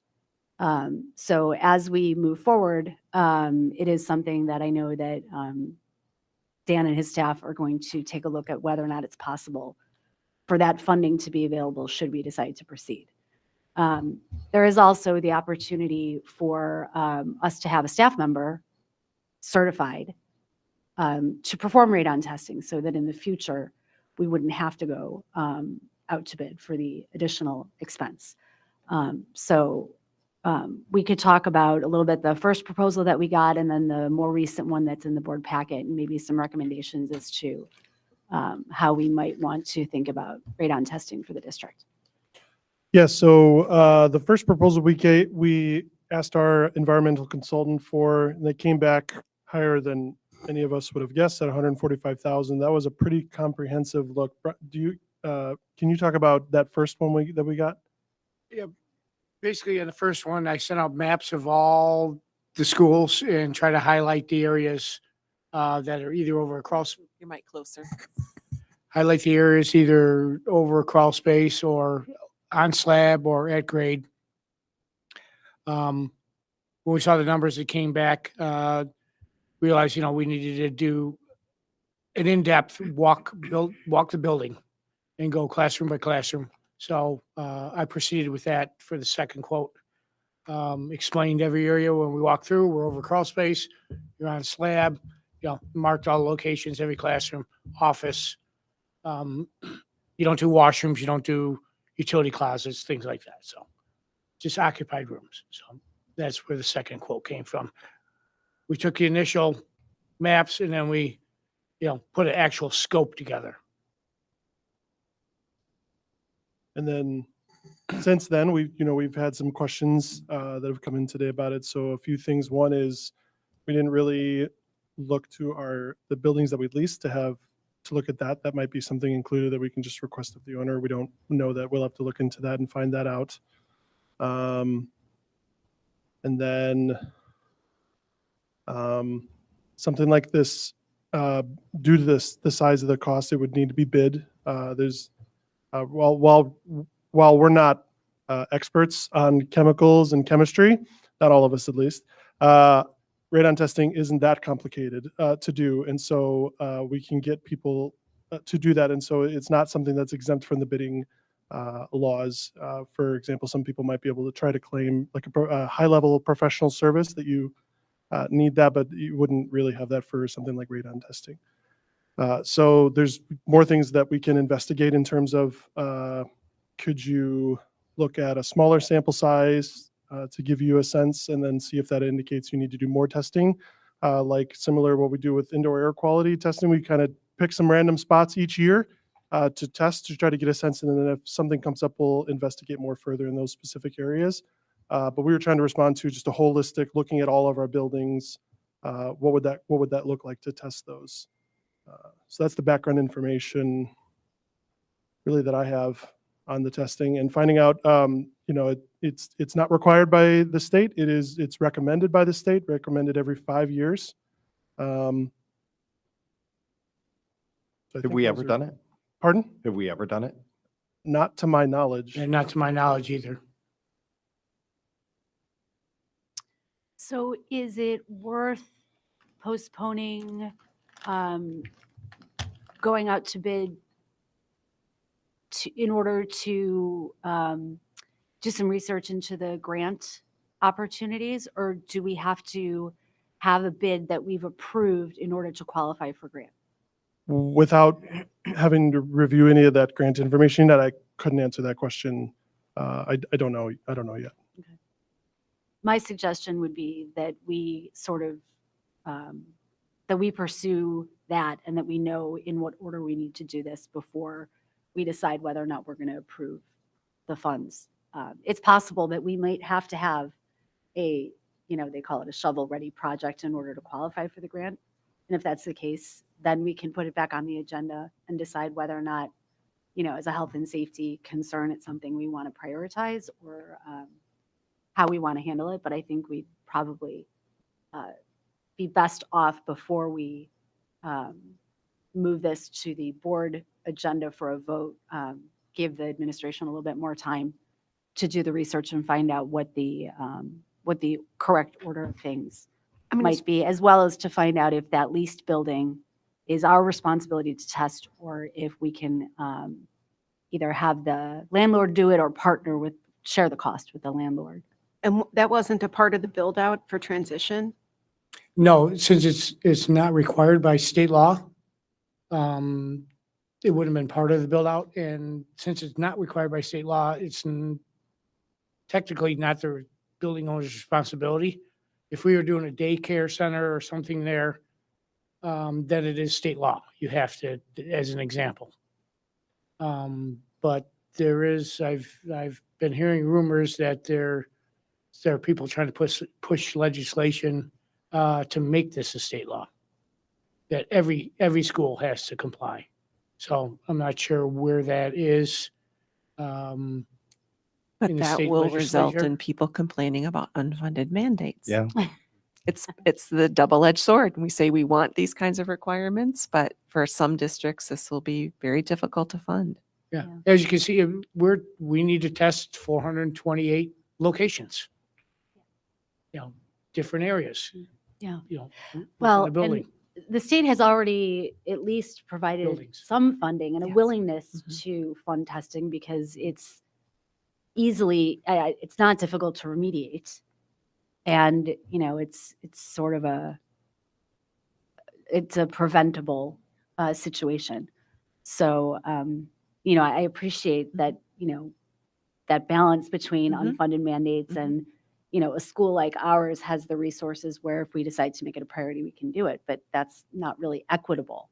So addressing that at the state level would sort of, you know, answer the equity question. Why should well-resourced districts be safer than, but I think for our concern, I think I'd like to know, you know, what order we should do things in order to possibly qualify for a grant. And if the landlord would be willing to partner with us on it. You know, it's not a daycare, but there are students there. And if radon is detected there, that would be beneficial for not only us as a tenant to know, but it would be a benefit to other tenants as well. So it's worth asking if they're willing, I think. I'd also like to explore the possibility of doing some sampling before just doing a blanket. And the reason that I say that is, Can you explain what you mean by that? so however many ground level, because we're not worried about anything that's above second floor. We have positive pressure in the building. It's blowing air out all the time. So radionuclides are probably not building up in this library. But if you are downstairs, then that possibility exists. And is that So- the proposal that we got, was that just for ground level and below ground? That So it would doesn't- be The lower second level below, since there's a lower level here, but the majority of the school is on ground level. Yeah, or has a crawl space below it. So But it's all correct those that areas. upper levels are not. Second floor would recommended. not. Floor, yeah, no. no, That's second not floor does recommended not. to test that. So the way it comes in is through cracks in the foundation or cracks in the flooring. Yes, it's a odorless, colorless gas. Comes from uranium decay underground, works its way up. And if you happen to have uranium over there, then it'll show up over there, but it won't show up over here. So houses right next to each other, one can have radon and the other won't. Just depends on whether or not it has a pathway.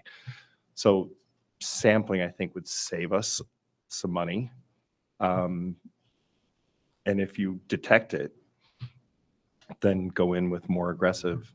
Because my guess is that most of the spaces here are all going to be under the threshold, well under the threshold.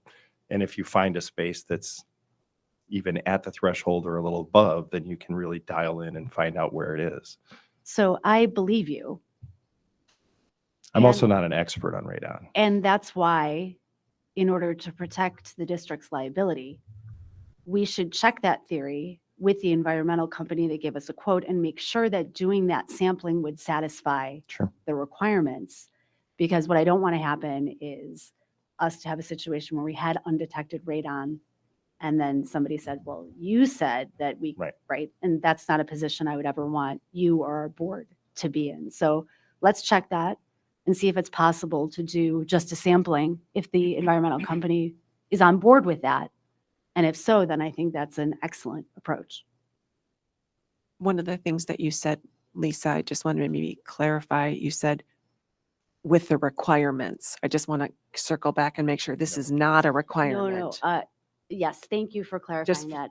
I meant in order Best to practices. consider the testing be valid. standard. Yes, Yeah, Because all of this is a potential proactive measure yes. by the Board of Education. This is not a requirement. Okay, I will check with our consultants about, random testing, but, from my experience in situations like this, you run the same thing, one house next to another. There could be a crack in the floor in one room and you do the room next door, it doesn't show up. Right. Now you're giving a false sense of security or, comfort to people that there's no radon. when there actually is in the room next door. So I personally would advise against it, but I will check into it and, see if it is a viable option. Okay. Any other We'll comments look, on? just that we're going to look at the grant in terms of the timeline of what would be the ideal timeline for that. Look into our lease buildings and partnering with the owners or something like that. And then looking at as a potential sampling option as an alternative first step. Perfect. And then how much time do you think is reasonable before we see this on a future agenda? I'm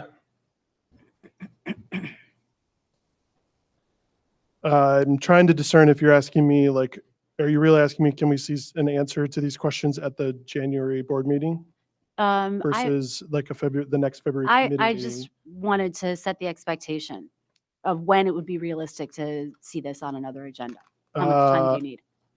I think it's most realistic at the February committee meeting. That's fine. I Then if we could just add that to future agenda items for February committee, and if we don't have the information at that time, we'll reevaluate when it's practical to add it. yes. Thank you. Mhm. Vernon Hills High School chiller replacement. Yeah, so we are now entering into like the slew of our summer 2024 capital projects. And so the ones that we presented back in October, Mark has been working diligently on the scope and bidding those out. And so we have a number of them here tonight, not all of them. And so we have provided you updated information on the total for the summer. And then each of these kind of ticking off because there are distinct bids that we want to make sure we acknowledge, and the law requires the board to react to each bid. We did, I believe, get attached pictures and visual so that you all have that as well as a reference point.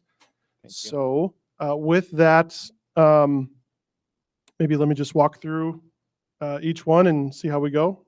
Is that all right? Perfect. All right, so for the chiller, we had,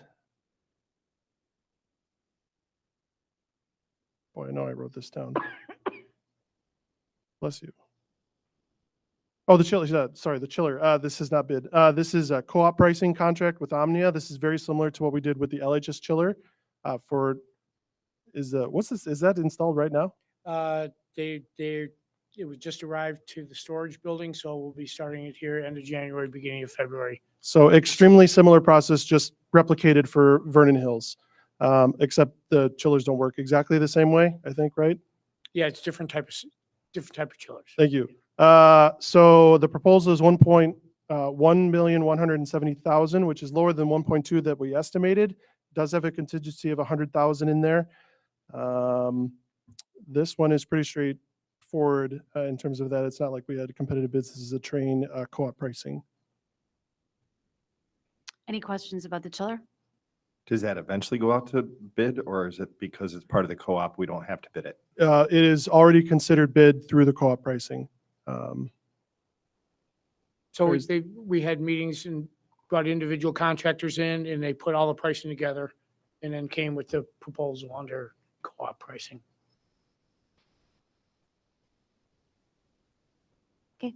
And this is not unique necessarily to the chiller, but it's more the whole context. I did put this note in each of the ones.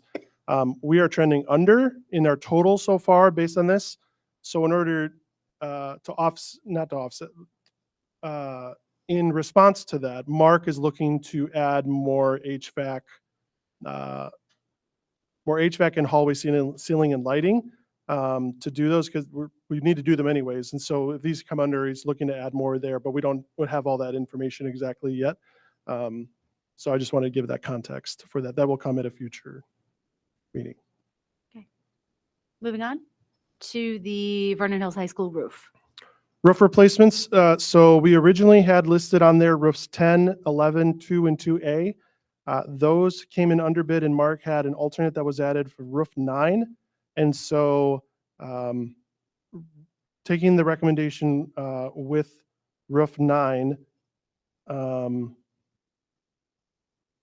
Ritterford is the low bid, with a total cost of 1.1629 million for that project, which is less than what we estimated at 1.4.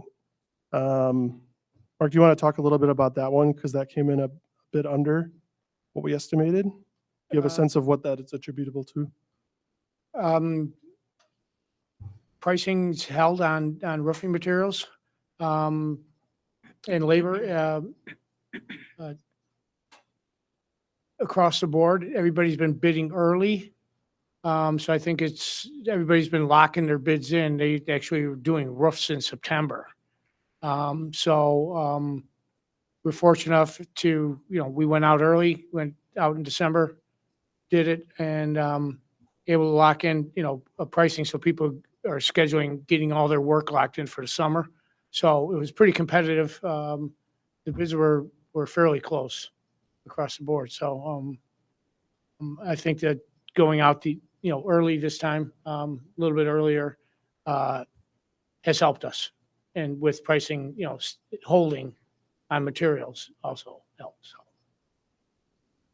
And I just want to circle back to something we talked about at a previous meeting in terms of looking at solar as well for these roofs. So we don't have that yet for this. What we've been working on is like a bigger look at solar, almost like a catch up to the roofs that we've already done and these ones that we'd be doing. So we're kind of working on that. That's kind of a bigger catch up that we're just not quite ready yet.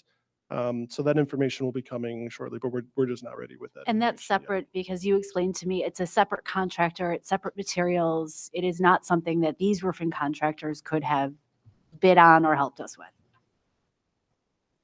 Correct. That was our understanding. There are a few people out there that will do the whole package.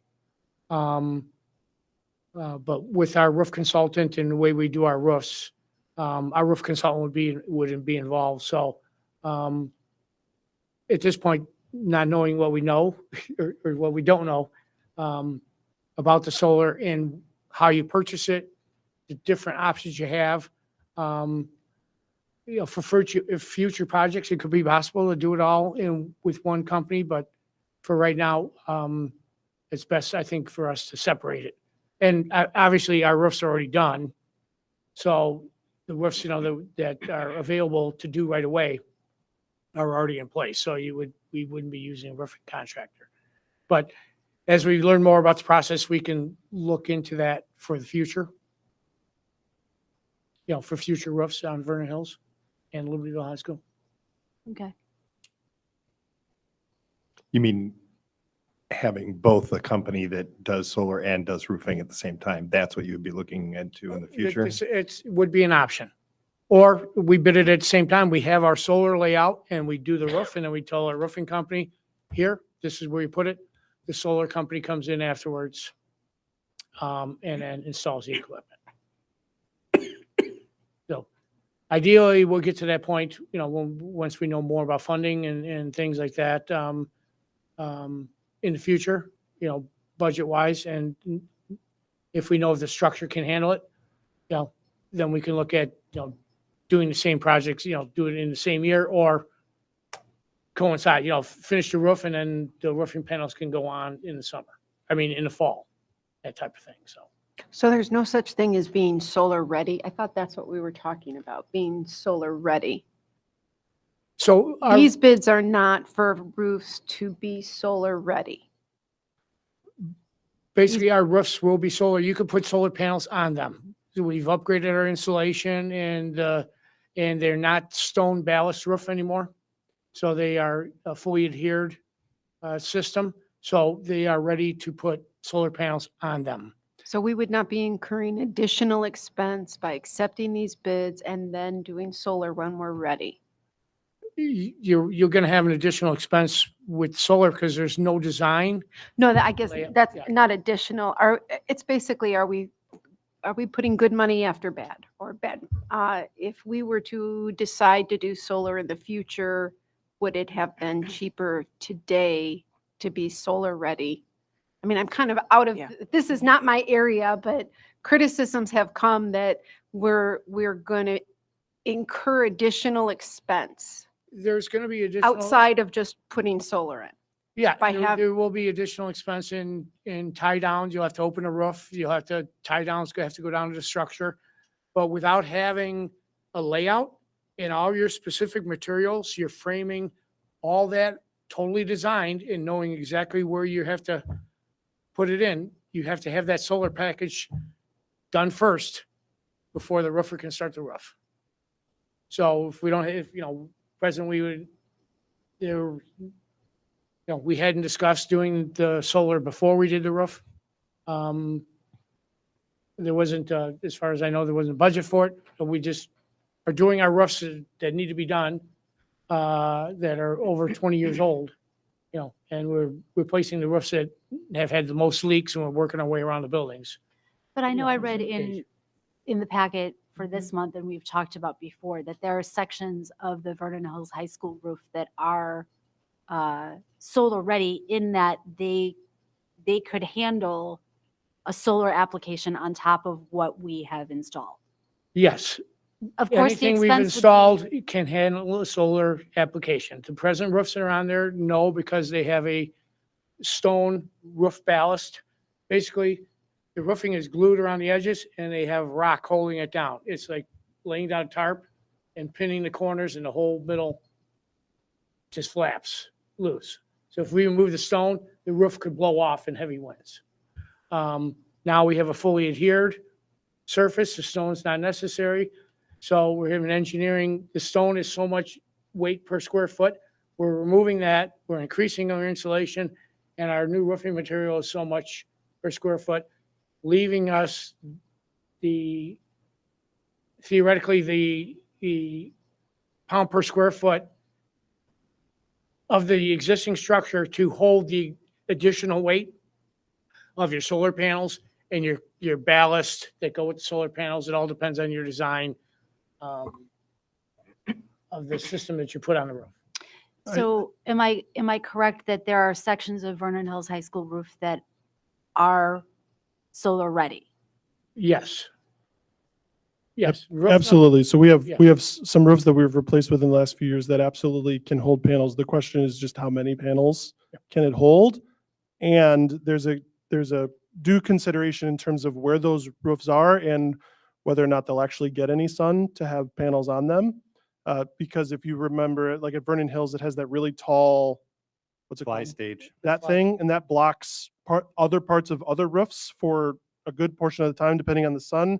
So we're trying to look at those things to see what would be, because it kind of would be terrible if we put solar panels on a roof that is never going to get sunlight. So we want to make sure we're kind of conscious of that too. That's why we're looking at a bigger thing. I think two things. One is, when we're talking about solar ready, what we intend to communicate is that the roof will be able to hold solar panels. Right now, we have a lot of roofs that you can't add any weight to. So you can't add anything, let alone solar panels, to the roofs. Our intention is that as we go in for each roof, that we're doing them in a way that they'll be able to hold weight of solar panels. How many, it depends on the panels, and maybe they get lighter. Like, there's a lot of things that go into it in terms of how much maybe you can put to maximize that, that we would need a solar designer to kind of tell us specifically. But the idea is so that it can hold weight of solar panels. When you're asking about, would this be cheaper if you did both at the same time? Right, essentially is kind of what you're asking. And the answer has to be yes.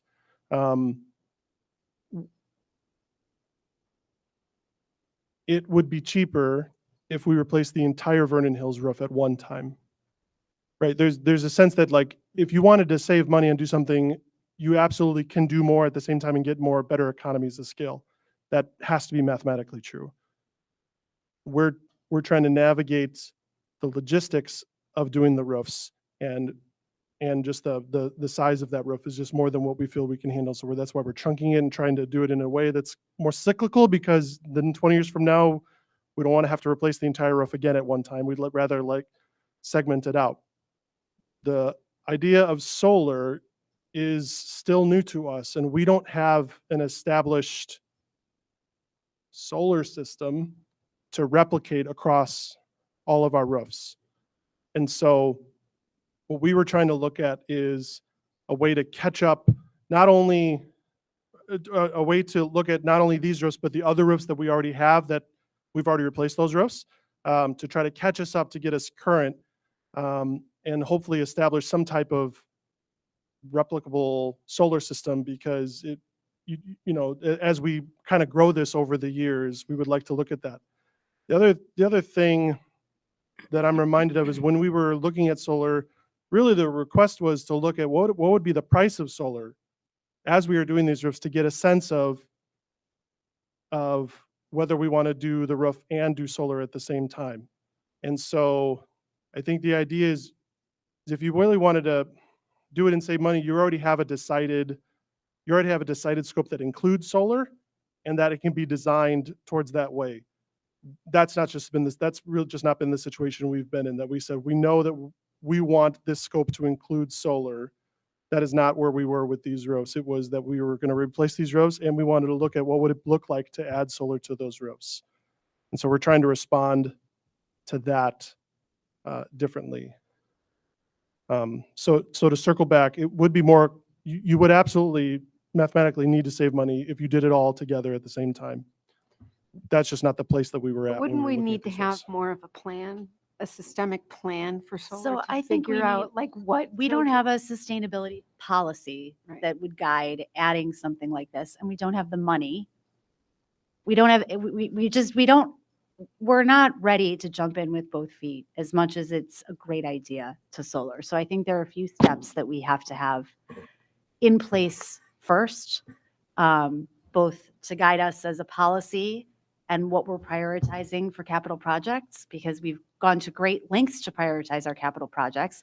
We have a very specific plan in place that's guided by our strategic plan. And we're not going to just blow that up randomly. We're going to continue to proceed with following our strategic plan, budgeting, and, you know, all of those questions, I think, have to be answered before we're ready to jump in and add something as costly to our entire system as this would be. So I think there's a couple of steps we have to go through, both from a financial standpoint as well as a policy standpoint. A little pushback. It is possible to have roofs installed that would cost us nothing. We are choosing not to do that. Are you sure that's true? Yeah. I think that we can find systems where we rent our roof space. The problem is we don't own those solar panels then. We don't get the full benefit out of them.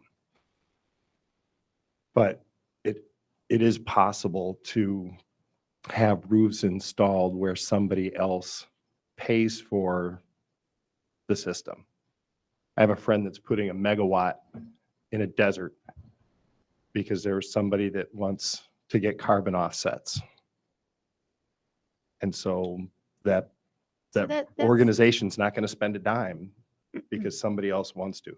Those things are available, but I don't think we are aggressively investigating them. So I think we don't have a policy or a strategic plan that provokes us to aggressively investigate them. And I don't think it's advisable to set aside all the work we've done, both from a budgeting standpoint and a strategic plan standpoint, to just decide to add it because it's a good thing to do. I think what we need to do is allow the administration to pursue it at our direction if we decide to direct it, but that it has to be a much more comprehensive conversation than I think we can have right now when we're looking to. I agree. The first time I brought this up was in 2019. It's 2024, 5 years later. So I understand COVID happened. I understand there were supply chain issues. I also understand that this isn't actually one of the topics of conversation tonight. Solar's not on the agenda. But I think that there are other ways. If we had 5 different companies come in and pitch to us what they could do for us, well, then we'd have more information than we have right now. But I guarantee you there are companies who will, for very little cost, if any, put solar on our roofs. That's great. And I mean, the only pushback is we would have to actually examine what those proposals are and how they fit into our budget and our Correct. strategic And plan. that takes, I understand, it takes time from our staff. And we don't have a specific sustainability policy, but we could. If I could just add, so back to what I said earlier, like we are looking at a bigger solar catch-up. And because I've said before, like we've looked at our prioritized capital list and where solar ranked in terms of us putting additional dollars in is lower down the list. There are other things that are higher on that list. And I know that I know this about myself, is I can have a bias of letting the enemy be the enemy of the good. And I know that about myself. And so a few months ago, we started talking about how can we look at adding solar that wouldn't affect our capital funding to do that. And so that's the problem. We're just not quite there yet. We are working on this. We're just not quite ready to share that information yet about what that could look like. And so we are looking at a way to try to see what it would look like to have us get caught up on solar with the roofs that we have, and potentially at something that doesn't really affect us in terms of needing to put a lot of cash down upfront for something. There's different options you have to pay for solar over a period of time. You still end up paying for it one way or another. It's just the question of, are you paying cash upfront now, or are you really spreading that cost over a period of time in terms of you're buying energy instead of you're buying the solar panels necessarily. And so but we're not there yet. And so I want to be able to present with you, here are the roofs that we've looked at. Here's what the system could look like. Here are the ways that you could pay for something, and then see what you think. So we are in process with that right now. That's not that I'm going to bring that information back to you. That's great. And I have heard you talking about it since you first brought it up. So in order to avoid frustration, could you set our expectation as to when it would be realistic for us to receive that presentation? Or do you want to think about it and let us know at an upcoming meeting when we could expect to receive that information from you? That's probably not info I could give you right now. I would need to get back to you. Yeah. But I can. And Yeah, let us know, just in order to avoid frustration, let us know when it would be realistic to expect a presentation about our solar options. it may not avoid the frustration, but Well, to whatever extent we can do We're that, still friends, because Dan. I hear you, and I agree. It's something that we've been talking about for a really long time, and I agree with your statement that we sort of had to set it aside during COVID, but it's important that we look at it and see where it fits in with everything that we're doing. We've been talking about it for a long time. So I think the essence of the question, I'm going to speak a little bit for you, Kara, but I had the same question, is I think fixing this roof is required. It's like the first step in order for us to do with anything to do with solar in the future, is how I understand it. But the essence of the question is, let's say we do solar in a year or 2 years or whenever in the future. We don't want to rip out what we just did here, throw it away, and let's start something new before we can add solar on top of it. I think that's the essence of the question. Not to say let's do solar along with the roof.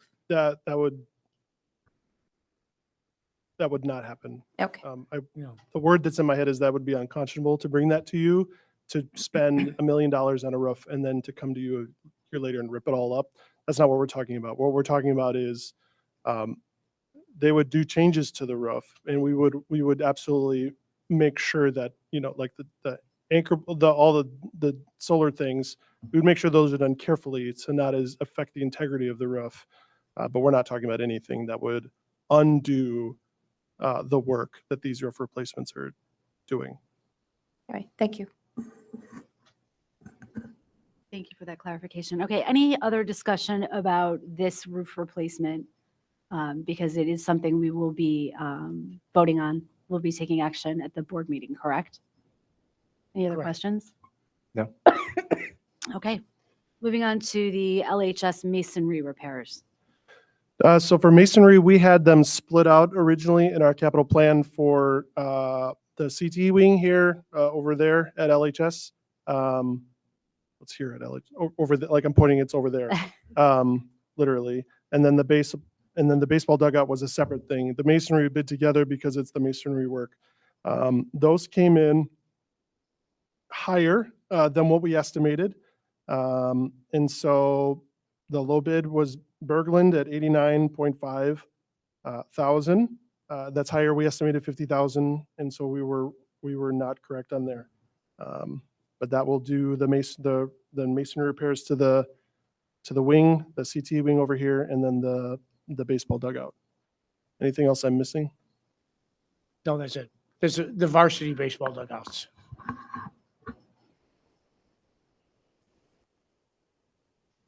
Okay, any questions? Moving on, that segues us to the baseball dugout roofing replacement So at LHS. now the roof that's on top of the dugout, that the low bid is A1 Roofing, 67,550. That is less than the $70,000 estimate. And that one is pretty straightforward. 3 bids received on that one. Great, any questions? No. Okay, moving on to the Vernon Hills High School hallway carpet replacement. Yes, this one is trying to finish up the hallway carpet replacement. And so the proposal is just under 180,000 with Shaw. That's co-op pricing. It's less than the $300,000 estimate, but we are still waiting on a component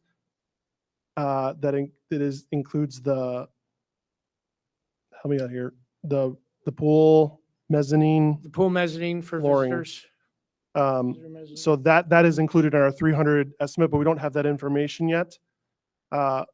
So we still would like to move forward with the carpet. If the pool mezzanine comes in too high, we're just going to pause that until next year. Pause the mezzanine part. Yes. Yeah. Pause the mezzanine, but the other one, we want to get that carpet moving forward. So Okay, any questions? Yes, at a previous meeting, I asked you if carpeting was a good decision going forward for Vernon Hills High School, that if a more price-effective option and an option that might give us more longevity in our floors would be some type of hard flooring. And so I'm still curious what that answer might be. you're right. I totally forgot that you asked that. I'm Okay. so sorry. Don't sweat it. I remember you asked, well, I don't remember you asking, but I remember that question now. And I definitely did not relay that to Mark. So okay, Dan. can I put you in the spot or not?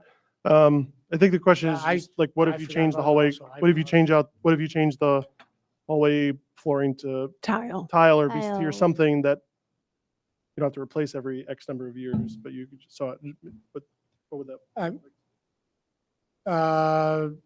Not sure about pricing, if it's about the same. Obviously, longevity.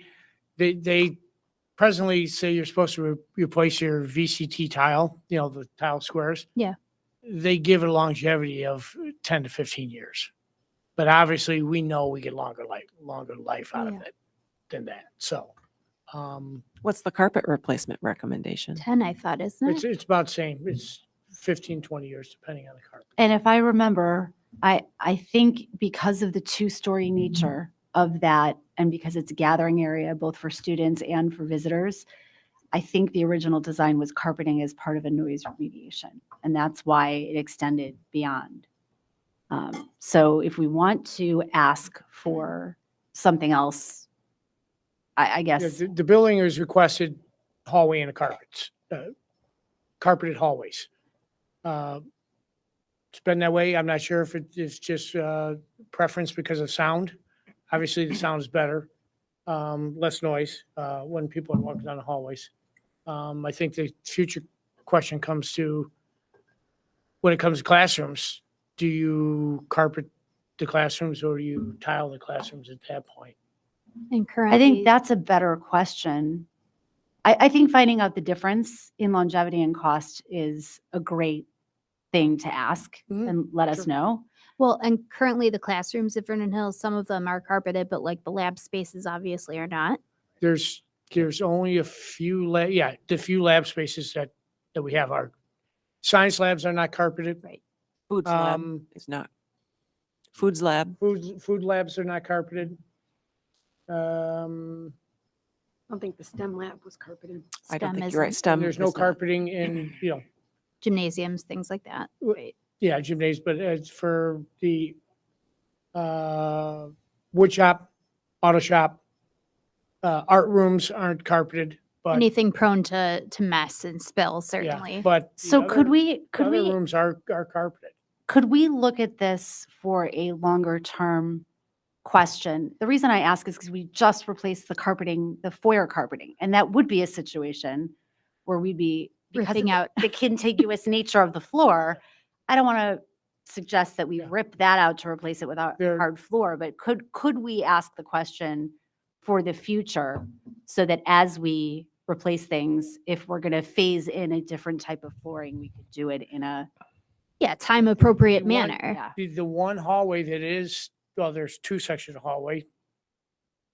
Just past the cafeteria and the gyms is a section of tile that goes to the first staircase. Mhm. And then the north wing, where the classes for the arts are there, for Mhm. that hallway is tiled. Yep. And then in between the gyms. So there's three major hallways that are tiled. The rest of them are carpeted. There's only three sections of hallway left to finish all the carpeting in the hallways. And this would be the last three sections of carpeting for. Yeah. those that I'm we know. really asking more as like a long-term solution so that every, whatever it is, 15 years, however long the lifespan is of this carpeting, that we're not replacing it when there could be a better option that would outlast it. But not only that, I think of I think of my poor children who are very environmentally allergy prone, and carpeting just doesn't do the trick typically. We try and avoid carpeting when possible in our life, but Mhm. just a thought that even environmentally it may be preferable to have hard floors for our students. I was talking Well, to it's- a carpeting guy at the III conference because that's what you do when you're down in the basement and you're talking to the vendors. He said, and I'm pretty sure that what we're doing is we're replacing this rolled carpeting with tiled, right? Yes, Boxes of tiles. Squares. yes. So what the vendor was telling me was that the cost savings are greater because you don't replace all the tiles anymore. Now, people tend to walk down the middle of the hallway, so that's what gets worn out first. People tend to sit or just go to their lockers at the edges of the hallway, so those get worn out later. So you could actually replace the middle sections at a lower cost than replacing all of it if you use rolled carpeting. Now, whether or not there's any truth to that, he was a vendor. I wasn't even buying. But that's the idea, is that there is a cost savings as a result of using carpet tiles. Which this proposal is carpet tiles. Right. But do we replace all of our carpet tiles or only certain carpet tiles when we're replacing carpet? So the kind of the phase we're wrapping up here that's been over a few years has been replacing the sheet carpet with the tiles. So we haven't lived, this space is carpet tiled. This is Mhm. carpet tile. But I don't know that we haven't really lived, I don't know how long we've lived with the carpet tiles that we've Yeah. done stuff like that. Well, the first year we had the carpet tile in the foyer. Then we did all the construction. That carpet tile was replaced because I found it faulty. And I proved to the manufacturer, so they replaced the whole floor. But we've been using that same carpet design, except on the one staircase in the main foyer going up. But the same carpet tile's gone down throughout the school. Keeping the same. And then when the new wing was built, the classrooms that do have carpet have that carpet tile in it, as well as the hallways. But yeah, I will get back, I'll get some carpet versus some other type of Material. Yeah. tile, Thank you so much. either you. luxury vinyl or BCT or, okay. LVT, LVP, there's so many letters now. Okay. Anything else on the replacements before we move to our next agenda item, which is our community engagement update? Seeing none, I will turn it over to Dan and Mary. While Dan is passing out our homework assignment, just to put it in context, we heard from Creative Entourage in December and approved our agreement with them. This is the first of the action steps that they ask us to consider, and that is working with the board to create a charge statement from the Board of Education to the facilitating committee that they described. So Mary, Dan, and I worked on a draft of that to share with you tonight and to get some feedback. They also encouraged us to start gathering names for people to serve on this facilitating committee. So we'll give you just 60 seconds to read over this draft, and then Mary and and Dan will give additional information and take some And feedback. may I just say, so we had the cold weather, so I printed these at home and I said I could print them. I didn't realize that my printer does this. So that's my printer. And can we add a copy of this to the board packet as well for anybody in the public that wants to review it? Yes, actually, and Dan can also pull it up on the screen. So as we talk about it, the public can see that Oh, too. great. Thank you.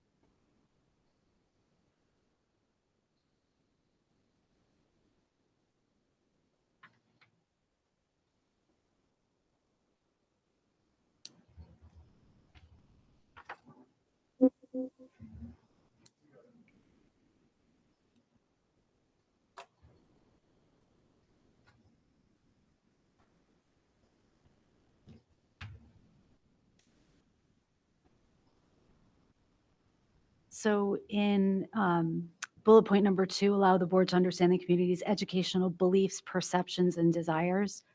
I think beliefs, perceptions, and goals might be a clearer term.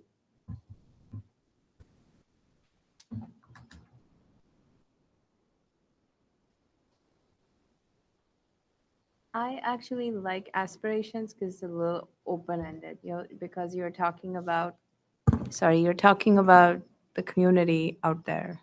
They may not come with a set of goals. Two different things. Right, right, This is the bullet point. right. Perception. So desires. aspirations. This is perceptions and aspirations. Yep, so So she was talking about this one. you're talking about the top one. I'm talking about, yeah. Oh, sorry. Oh, sorry, you you looked at the, Bullet point, or not bullet point, number 2. right, yes. I'm at the top, the second bullet point. So the way they recommended that we structure this is to have an introduction and then to focus on the collaboration, why collaborating with the community is important in general. The second part is, oh, and by the way, in order to effectively do these collaboration efforts, we're going to need a representative committee. And here are the products, the charge that we want that committee to generate for us. So it's almost like the top bullet list is the why. Why do we value community input in this big decision? The second part is what do we want from this committee before May 20th? So if that helps frame those two lists a little better. It does, and then I would leave it as desires. I would undo the change I suggested because really the charge from the Board of Education will define goals. Right, and I think that would be more the committee to help us. Again, that's going from the what do 56,000 people in Vernon Right, across our right, communities want? Those are bigger picture things. Mhm. The committee's going to help distill those down to priorities and recommended actions that the board consider taking. Yes, thank you for that Mhm. clarification. But then the first bullet point can stay as aspirations, and we make the change in the top one also to say aspirations, because then it matches. Right. We are seeking their aspirations, and then we are outlining the community's aspirations again to just match those two things up. Mhm. The other item that I think we need to understand from our community is also what's their willingness to spend, right? There is a financial Mhm. appetite or a spend appetite, if you will. Well, we tried to capture that in Actionable The steps. fourth bullet point. create actionable steps to fund and implement the plan. Because we sort of saw that it was important when we approved the engagement with this firm that we have an opt-out. Should the community through the first few phases of this work say, we are not interested in additional funding, that we be able to pause it. So we wouldn't necessarily develop a lot more of the details of the plan, because that would be something that the community would have. When we say, what are your beliefs, perceptions, and desires about the future of our facilities? And so if they say, yes, we want high quality, very innovative facilities in which our students can learn, and we're willing to pay for it, then we go down the, okay, so how much, and go into those details of the funding plan. But we do want this document to capture your intentions. So as we're talking this through, I think we can even get more and more clear with our language. Then I think we should have, as part of number 3, if there is an early exit that emerges from the desires and aspirations. We want to do all these things, but we don't really want to pay for it, or not yet. I think that needs to be a clear sort of a deliverable, if you will. Can we implement wording like that in number 4? Yep. Well, you wouldn't get to number 4 if there's an the option. outcome is we don't really want to do anything, or not yet. So what I'm saying is we need to get an early indicator of, do we want to proceed or do we want to pause? And that needs to be a decision point early enough, so we don't go and do all this work just to get to, or we don't really want to spend. I think Maybe- oh, go ahead. One thing there is, right, we are going to get the priorities from the community in the community engagement, right? If we could, as a part of creating the actionable steps to fund and implement the plan, have like a framework that we say that this is what we are using your priorities. They are giving feedback on resource allocation and facility improvements, how they want to spend the money. We use that as input to create the funding plan and implementation plan, and we make it clear to them, because then that way we are utilizing their inputs to create and fund this plan. I agree, and I think the conversation we had last week was this is an iterative process also. Yeah. So as the community learns about our needs, and as they feel like they're having meaningful input into the priorities, their willingness to fund that work improves. So we can't at the very beginning say, are you willing to fund this? It has to be something where we've educated them on the needs, on what it could mean to student learning, and we've listened and made adjustments on the priorities. And then we say, is this something that you're willing to fund? And that would be our exit point before we go on more with a campaign or putting it on the ballot or some other things like that. And what This I'm chart- trying to say is that we showcase to them that this input has, how that input has played into this funding plan. Like, this is, you indicated X on resource allocation. How would you like to use the resources? And that's what drove the priorities here. We obviously give them a chance to provide further feedback, but then that way they see the rationale on how the plan came about.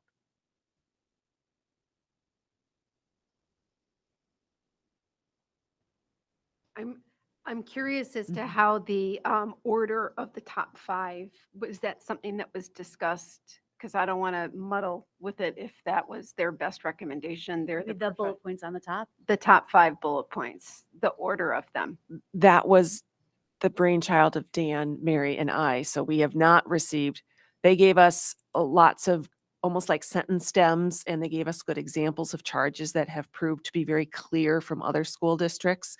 So we then took what we knew our situation was, their guidance and their samples, and pulled that together for this. So we are meeting with them again on Thursday afternoon. So that's why we wanted to get your input tonight, so we can take the feedback that you want us to incorporate, and we will then conference with them on Thursday afternoon to finalize it. I might be in isolation, but I think the last bullet point is the strongest, and that is the essence of the why. We are trying to strengthen the communication engagement, and I would say input from the community. And that is why we even aligned ourselves with this company, because we value their input. And I think. But the word engagement, though, makes it a two-way conversation. Because yes, we definitely want the input, but we also want the engagement in terms of it being two-way. Oh, I don't care if you add input. I just think that should be number 1. I So think you're that suggesting I'm bullet saying that point if we're doing number- this in priority, that is probably the number 1. That I would start off with that, but I don't know if I did quote you this afternoon when I said, I think this one is very important to Cara. which and- one? The bottom one? The bottom one, yes. I hate being predictable. No, not predictable. I remember you voicing how important that was to you in December. Mm. And so of all of the different things we could have listed, we made sure that one was in the Well, top like I said, 5. I could be in isolation, so that's Uh, important to me. And like, I don't know that. Maybe All right, maybe we weave it into some of the other bullet points, because I feel the way it is ordered right now, you give them something tangible and then you talk about what's the outcome that we are trying to achieve with this, right? Right. Like if you don't give them something tangible upfront, you kind of start losing them because they feel it's just qualitative and you're just talking about things. Here you're giving things back to them on what we are trying to achieve. I would Very, very agree. concrete things. I would agree. And I think just as a communication strategy, and Mary, please give me your input on this. You sort of build toward the point. Yeah. And the point is number 5. The point Yep. is all of this leads to strengthening communication and engagement with the community. So I'm kind of okay with it being the finale, Yeah. but I also don't have a strong feeling if we want to move it to be the first one. But I do think it has more of a qualitative sense and it's a little bit more general. And if we have it as the grand finale, that's sort of the point of all of it. Yep. And we won't lose anyone. That's the leading up punchline. to it. Yeah. And I like If they the read that word, far. Huh? If they read that far. and I like the word input, because that is sort of the reason. Yeah. Why we are doing this. So instead of in the second bullet point on the top, allowing the board to understand, maybe it is gather input input. Yeah. on the community's educational beliefs, perceptions, and desires. Yep. So that was I would just want to go because that was an intentional word there. Because originally we had like to hear their input, and I just having lived through a few surveys that we've done over the last year or two here, I don't know that people want to necessarily getting their input is not enough. Understanding them, I think, is what you're trying to achieve, which is different than hearing them, That's a right? good point. We can gather the information, but if we don't, what are you going to do with it? Right. So that was why there was an intentional decision to write the word understand Mhm. there, even though that word is somewhat ambiguous too. But the intention was to try to make sure that we're not just hearing them, the goal is to seek to understand them. Right. Good point. So then I would ask then if we're really trying to add the word input somewhere, is there somewhere else that those of you that feel strongly they'd like to see that word somewhere, where do you suggest it go?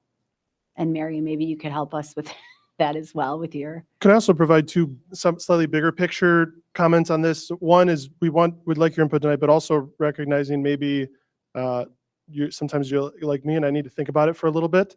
And so that we could give you some time to think about it and give us this information at least by Thursday sometime so that we can incorporate that into what we're going to share with Creative Entourage. The other thing is the we only could also, problem with that suggestion is Yeah. we can't discuss it contemporaneously. And I want to be sure that we have consensus as opposed to one board member in very good intentions emailing you something they'd like to change, but not having the consensus of the board. And this is really the yes, a con is if only we way to waited do it. to get your feedback, you all wouldn't be able to process that feedback without violating the Open Meetings Act. So this is your chance to process together as a I think a group. lot of this is stylistic. I think you've kind of you've gotten most of all of the discussion that we had back in December. They heard us, and I leave it to the professionals. I don't find anything in here. There doesn't seem to be anything missing and nothing offensive. So And I think we also want to definitely get the input from the folks at Creative Entourage. So there could be some further refinements. Right. And they could absolutely maybe have an opinion on that Sure. fifth bullet point. Should that be first or shouldn't it be for some reason? You know, they probably Don't could. say that. Yeah, they could add context and The only other thing I would add maybe and like charge from the Board of Education, second bullet is it's not just student achievement and co-curricular, there's also health and wellness and, make that sort of the complete student achievement. We had we had curriculum and all academic, we had all these different words in there. And that's why we just narrowed it down to achievement because we thought it was mental health. It kind of encompassed everything. I think the more specific Yeah. we are, though, the better, because we want to demonstrate that we're focused on students and not just their academic achievement, but their whole. I think Selves. adding something about well-being would help round it out. Yep. So I appreciate that comment. So we can definitely work with them to add that component of whole child needs. Okay. Any other comments? I think it's great. I'm all good with it. I tried really hard to find something that I could, tweak. Got nothing. Yay. That is a compliment of the highest order for I Dan, don't know, Mary, from a and science Denise. teacher. Yeah, you shouldn't expect much. I get that. So the second thing that we need input from the board on, in addition to this language, so thank you very much, would be ideas for people we would want to consider inviting to participate on this committee. We need to invite more people than we think would serve because some will say no, not many, according to what the consultants say once we've identified people who we think have the time, because they're predicting 2 to 3 meetings a month between February, March, April, and May. So it's a compressed amount of time, but it will be 2 to 3 meetings per month. And they just want possible participants to know that going into it. They recommend that we look for people who they say are involved in the schools, but not the same old people who typically lead everything. So they call it not your usual suspects. And to be thinking about differences in geographical location among the differences in age, differences in background. So we would be looking for each of you to, and again, separately email us, email me, and then we did the same thing with district leadership team last week. And this is just a brainstorm list, but neighbors, other people who you think might have a passion for supporting the district in this way. And we would appreciate your input. And again, that would not be violating OMA. You're just adding possible participants to a list. And those are people that are going to serve on the committee. That's not the people who, everybody will be invited to attend. So Yes. just because somebody is not brainstormed on the list to serve on the committee doesn't mean that their input and counsel will not be taken into consideration. Would it be helpful if I send the board the same form that we're Yes. using for everyone? And then we'll have all the same criteria. And That would be wonderful. How big is the Thank you. committee? 25 people approximately. yes. And so that leads us to our last question for the board. They recommend that we have 2 board members serve on the committee. So this would be 2 to 3 meetings in addition to our regular meetings. So this is a compressed big ask for 2 of you. But I'd want each of you to consider if this is one area of interest that you have, or one way that you think would be best using your talents and how you serve the board. But when Lisa and I talked, we wanted to have this open for people to say, yeah, I'm interested, and to see if that's 1, 2, 3 people. But I would also be looking for potential volunteers. Are these meetings anticipated to be held primarily during like the spring months, one over the summer? Do we know? Well, we're looking at have a written report by May 15th. So I Got think it, right. it's- Spring Before and that. late Spr- winter, yeah. Yes, yeah. So we would imagine this group beginning its work in early February Oh, okay. and completing its work middle of May. With some people carrying on, depending upon what the recommendation is and what the vote, if we do end up placing anything on the ballot, some of these people in most districts continue on to serve in some sort of other vote yes kind of committee. But it would reshape into something different that would no longer have direct ties to the district. But many people who serve in this sort of leadership and exploration find satisfaction and get attached to the issue and see it through to the end, to voting day. And would these meetings occur in the evenings or during the workday? From what they say, the committee decides its meeting schedule, but typically it's to try and get as many people to be able to attend as possible. So I think they probably do have evening meetings, so working parents and community members can participate, but I don't think it would be exclusively evening meetings. I think that would be up to the committee membership to try and find the best possible calendar. And did you say 2 a month, you said, from now Or till 3. May, 2 to 2 a 3. month? 2 to 3, and there could be, and again, Different events? not everybody would have to attend every meeting. And what I mean by that is there's the planning part we need to do. And then there could be, let's say, 3 building tours. And they might want one person or, each committee person to attend one of those 3.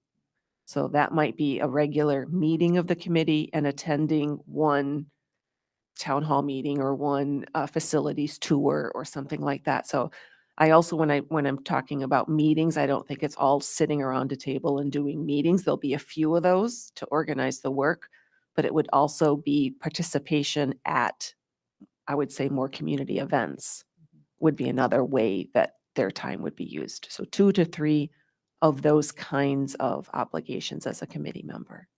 Do you have like a write-up of that? Because if we are going to reach out to people we know, they're going to ask some of these questions, it'll be easier to share something consistent with them so they can evaluate if they can. So I think at this stage, when we're asked, and please correct me if I'm wrong, when we're asked to submit names, we're not looking to go have conversations with Yes. people. And Okay, I right. think that will be done in a centralized way when those Okay, people mhm. are Got it. invited. Which would be at the beginning of February, I think. And that's something that would come from district office. Yes. Got it. Okay. And would be part of the work of that's part of the work they do for us, is taking this list, vetting it down, especially because they want it to be a very well represented sample. So if we want 25, we're probably going to need to have 35 people on the list. You know what I mean? And then they'll help us in consultation with what we know about these people, what they know about good demographics and good mixes to have an effective committee. We'll then together do the final invite. Okay, got it. Thanks. How soon do you need names? Well, we're meeting with them Thursday, so I believe we're looking at the list on Thursday, right? We're taking our first pass at the list on Thursday. Again, this is coming very quick. If we want to start the community engagement in February, they want this committee meeting like the first week in February, because nothing can happen until this committee forms. Could we say noon on Thursday then?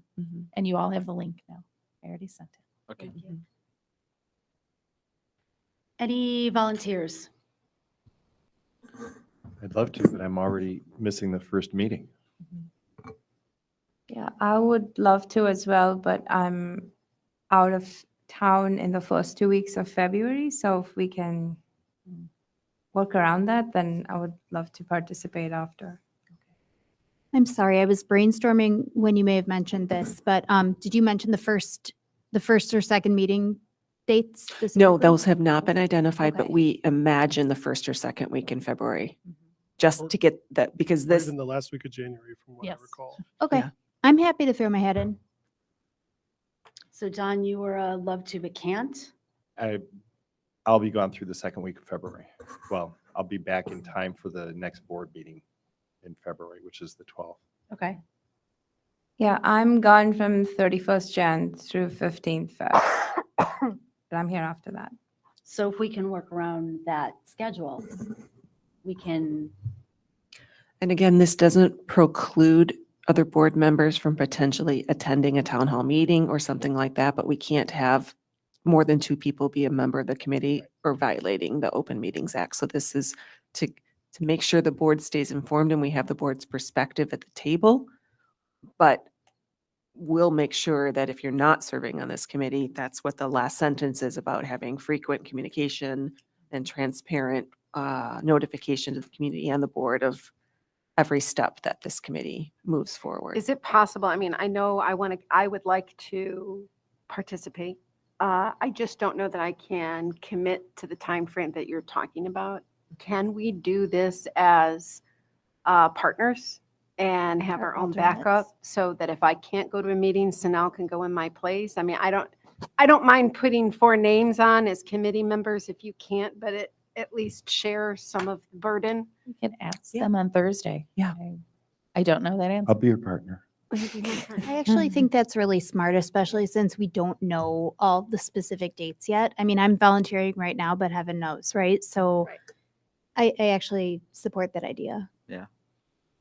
I also haven't asked my wife. That is true.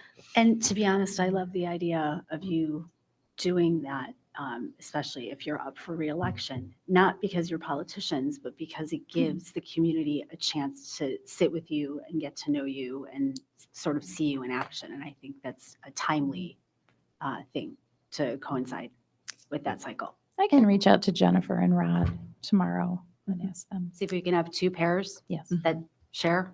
yes. May I just clarify a point? Would our involvement in these committees then kind of be not the end of our involvement, but like in any official capacity in moving forward, any support of the impending referendum or whatever it's going to be? That's a good question. Because do you know what I'm saying? Like if now Yes. I'm volunteering to be part of this committee and then down the line, suddenly I'm a lead, but I'm also, Voting. it seems like a lot of So conflict of there is a interest. separation, and maybe one of the administrators could explain it, but once we do decide to move forward, there's a point at which we're no longer involved. So I think the answer to that question is no. It's not, it would not preclude you, because I think we're all precluded from involvement after a certain point. Right. So Okay. you're basically, for all intents and purposes, done after that phase in that part of the work. You are done helping to meet that charge. Yes. So the charge from the board would apply then to you too, to be Yes. one of the people at the table, to gather the input that we're seeking and to help prioritize the list and to do all of those things. You're one of many then.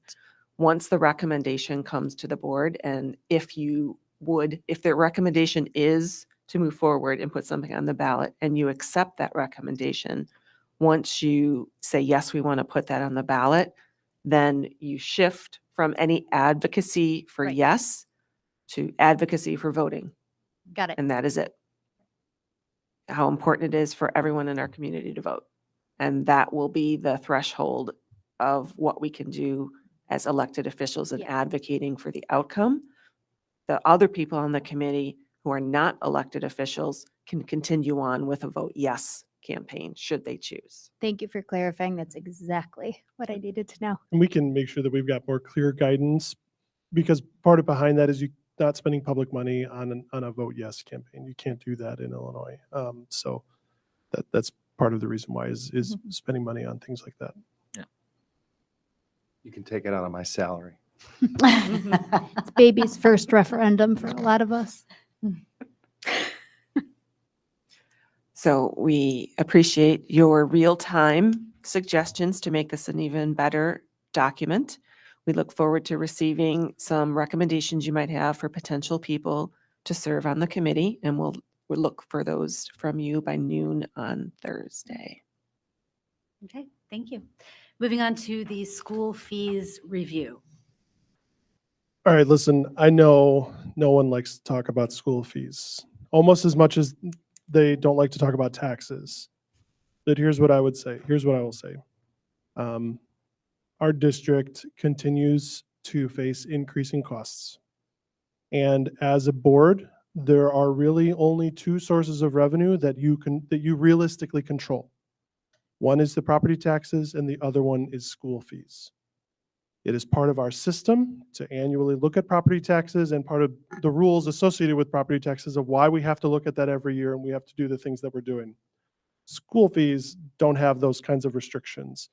And so it has been this district's practice to look at them every X number of years. And so with me looking at everything, what I'm recommending is that I believe now is the time for the board to review your fees.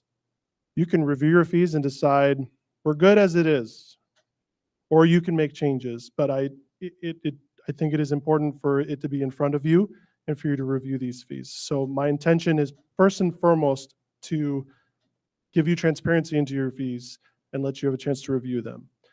Also, with what I wanted to do is present some type of way that you could process what a revision could look like.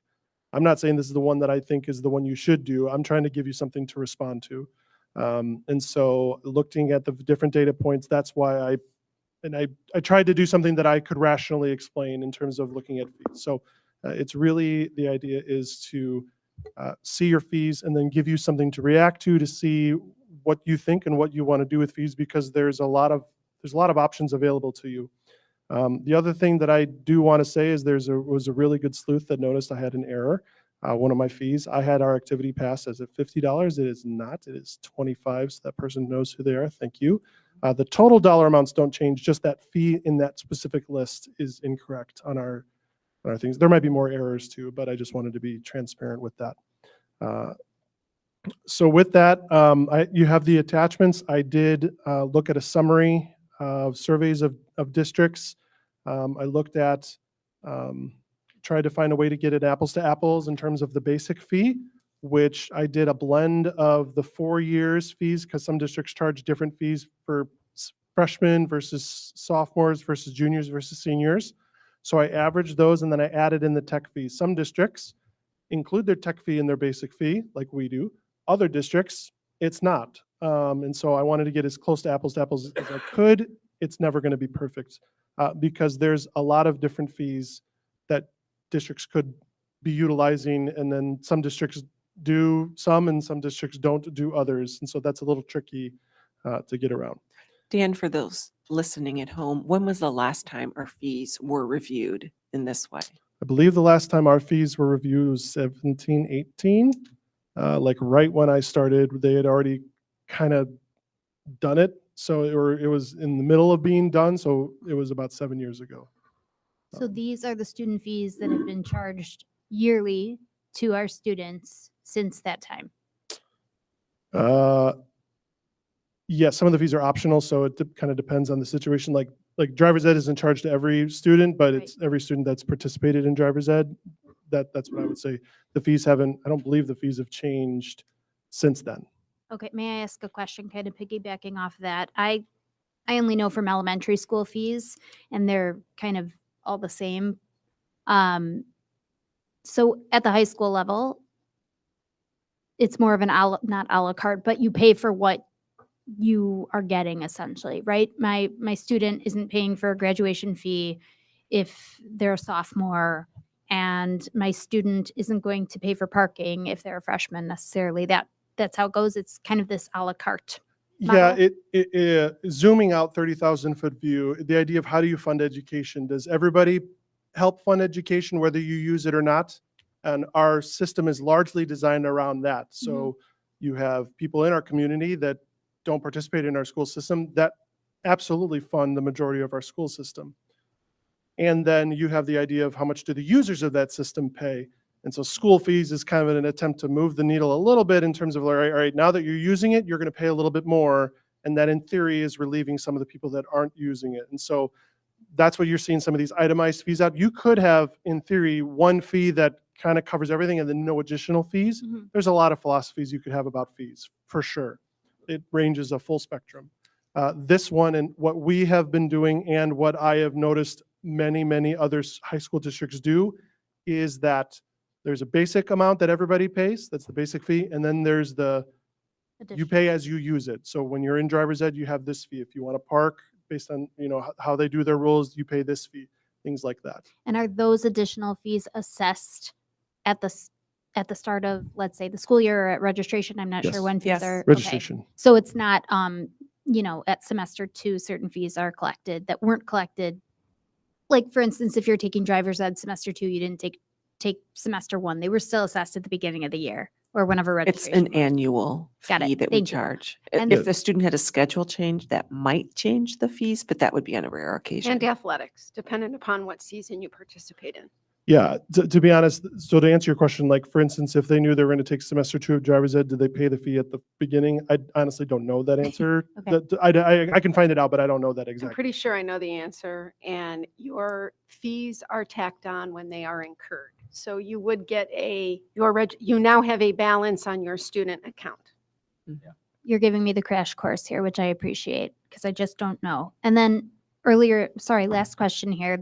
You mentioned that other peer districts have the freshman fee or the sophomore fee based on grade level. You're saying we do not do that. We have this base level for everyone and then. Yeah, it incur. is more common that districts have a consistent fee across grade level. What you see sometimes for example, one of the districts actually charges a $400 tech fee to freshmen only, and then no fee for sophomore, junior, senior, versus what we do is we charge $100 to every year.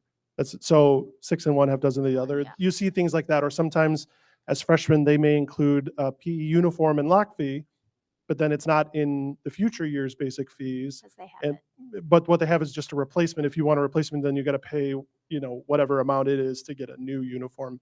But if you can somehow keep yours for all 4 years, is an example. That's usually what I've seen in terms of why there's a difference. Thank you so much. Mhm. So could you reiterate, when was the last time we changed our fees?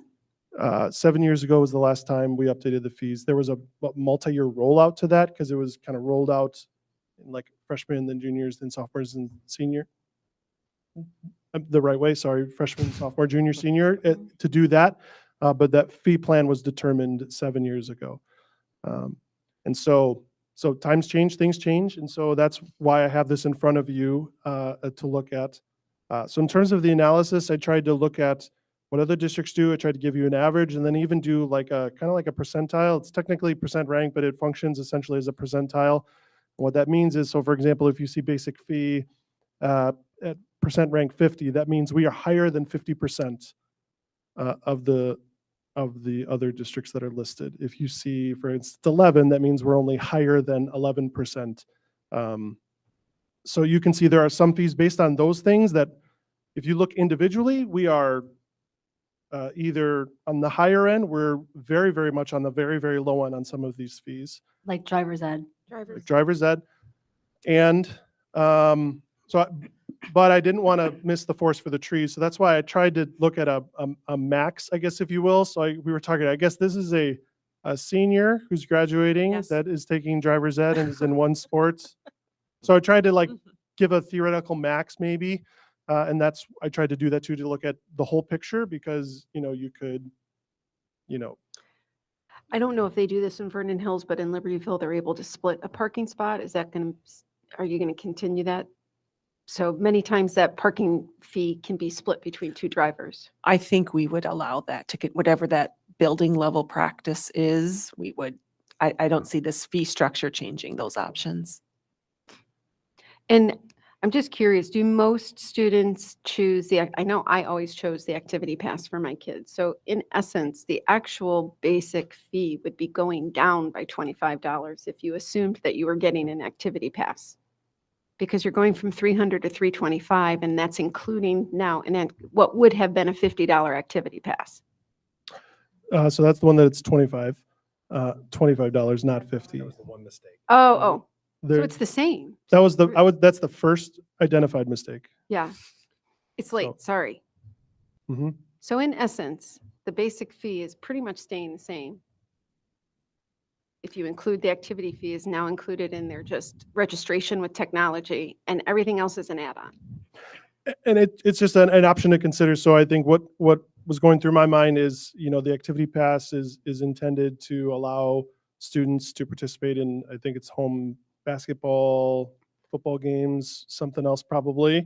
And the idea is maybe this could be a way to remove a barrier to allow more students to participate in school functions. So so it was just an idea that you could maybe do that, and that might offset. No, I love that. I mean, some I of think it's, So the total fees, I'm looking at the 2024 student fees survey. It looks like, There's two of them. so tell me, what's the total annual revenue that we collect in student fees? Oh, yeah, that is information that I don't have in here.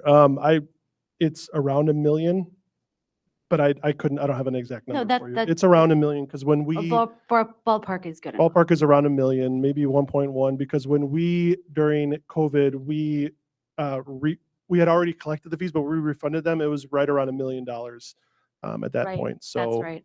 and that was slightly different enrollment, but it's around there.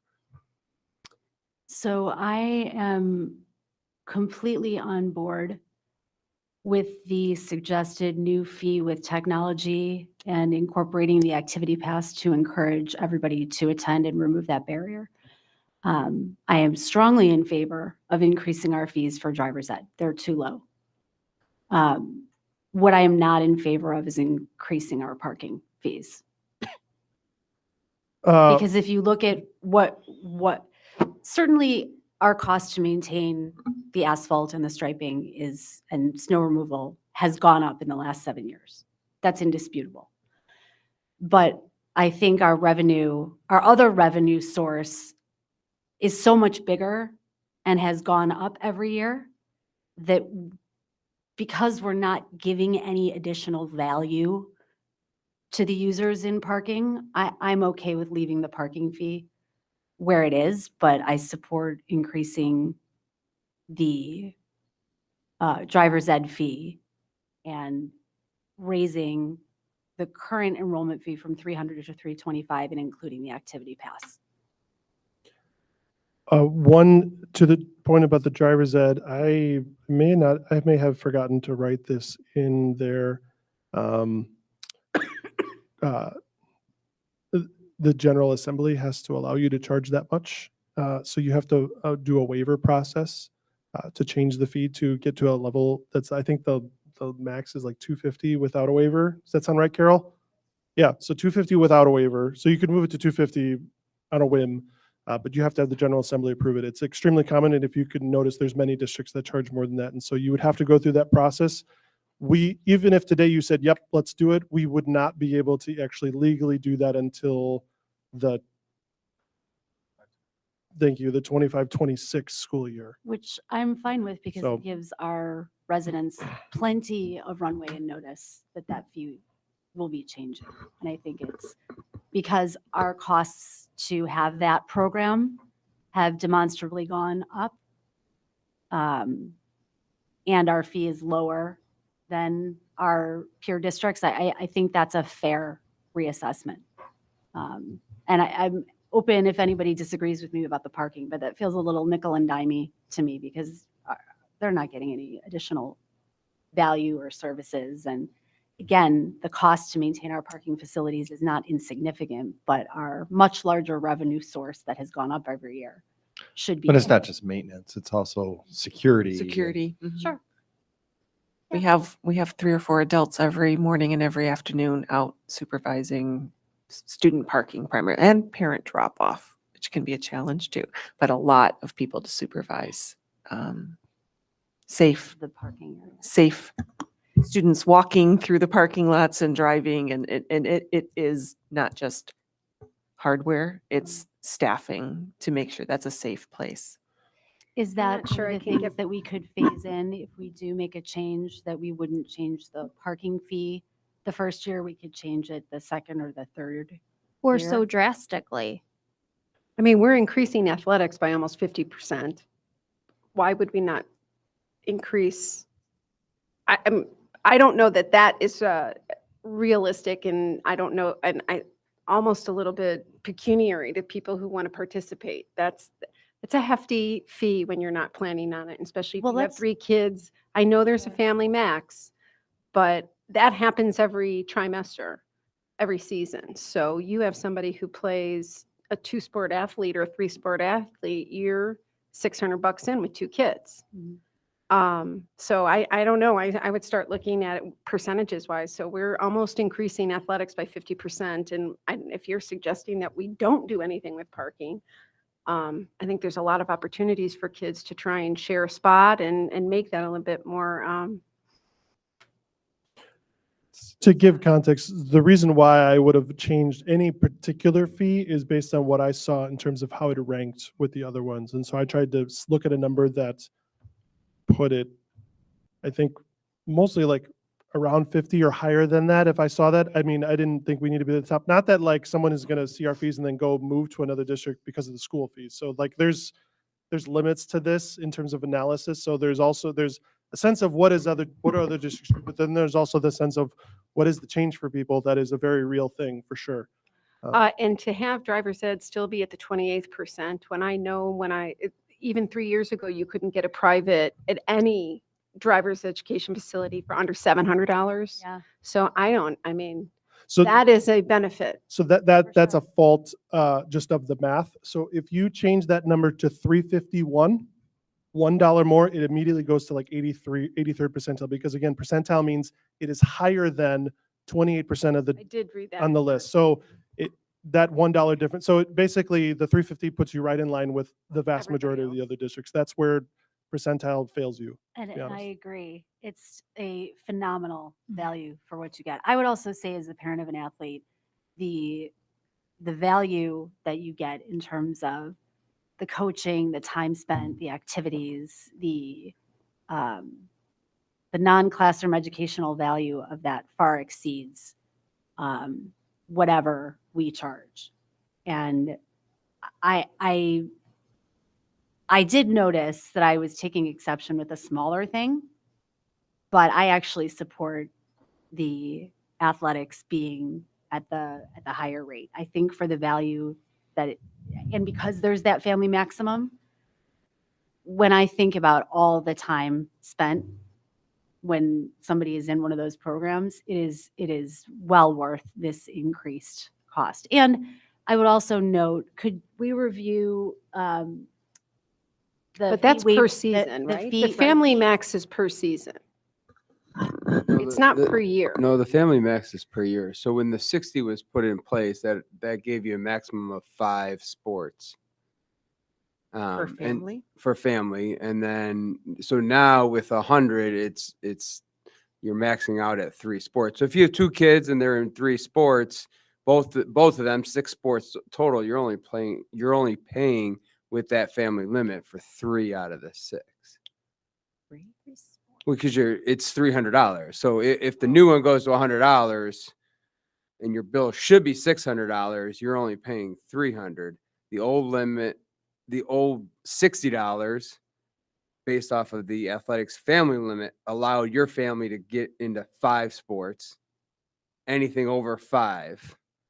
So the $100 increase by not changing the family limit, you are getting a little bit more of a break for a family. With 2 kids playing 2 Correct. sports, you're probably going to hit the family limit. Whereas with 2 kids in 2 sports, you did not hit the family. I mean, you'll hit the family limit if you have one kid with 3 sports. sports. It's $300. I mean, you're not getting a break, but yes. But when you break that down, the I understand. hours that But- our coaches spend between practices and events and the skills that are built, I feel like that's a justifiable fee. I feel like there's tremendous value. Well, And I think that's priceless. I don't think the whole activity fee. So I'm not seeing the athletic activity fee as supporting 100% our coaches. They're Mhm. paid well more than what that activity fee is. Mhm. I mean, that's kind of to make the district whole. That's what the Mhm. sport activity fee, right?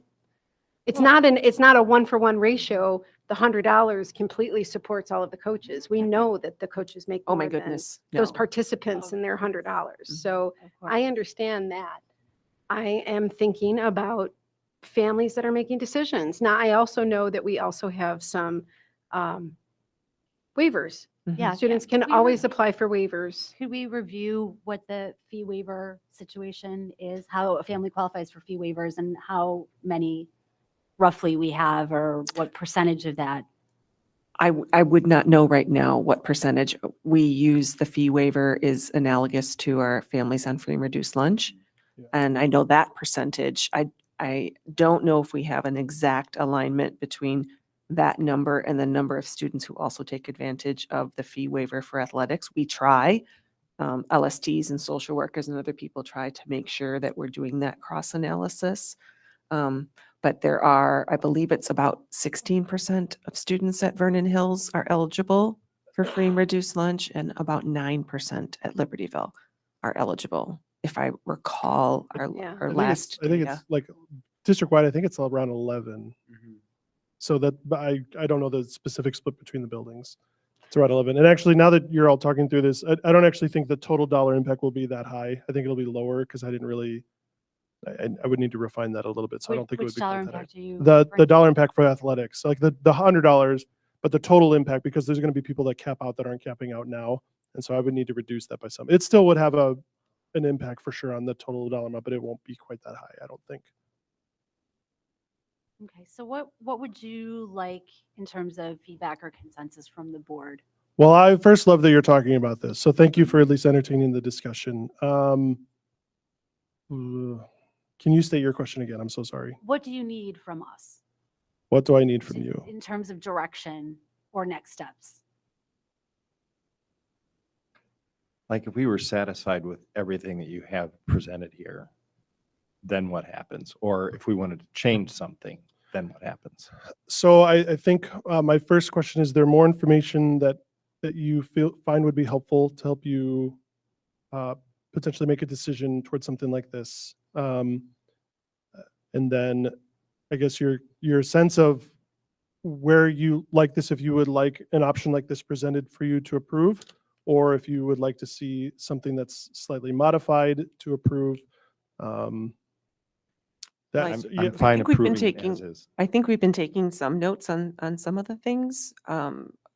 Driver's ed thumbs up. We know that we would need to communicate that that would be implemented over 2 years because we can only go up to 250 without getting state approval. So that would be, the full implementation would be in 25, 26.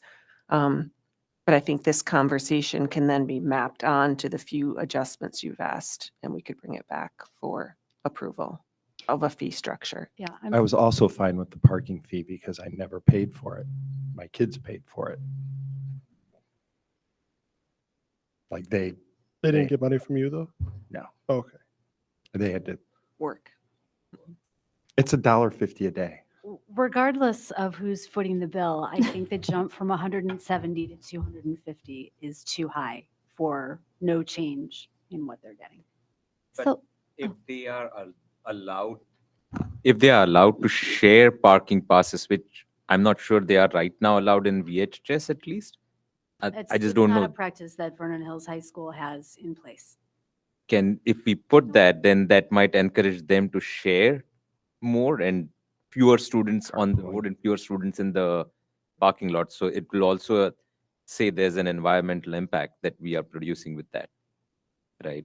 So it might be justifiable and we might it's okay to increase the fee. I mean, I have a high schooler I know, and I'm personally okay with it. That's a clever idea.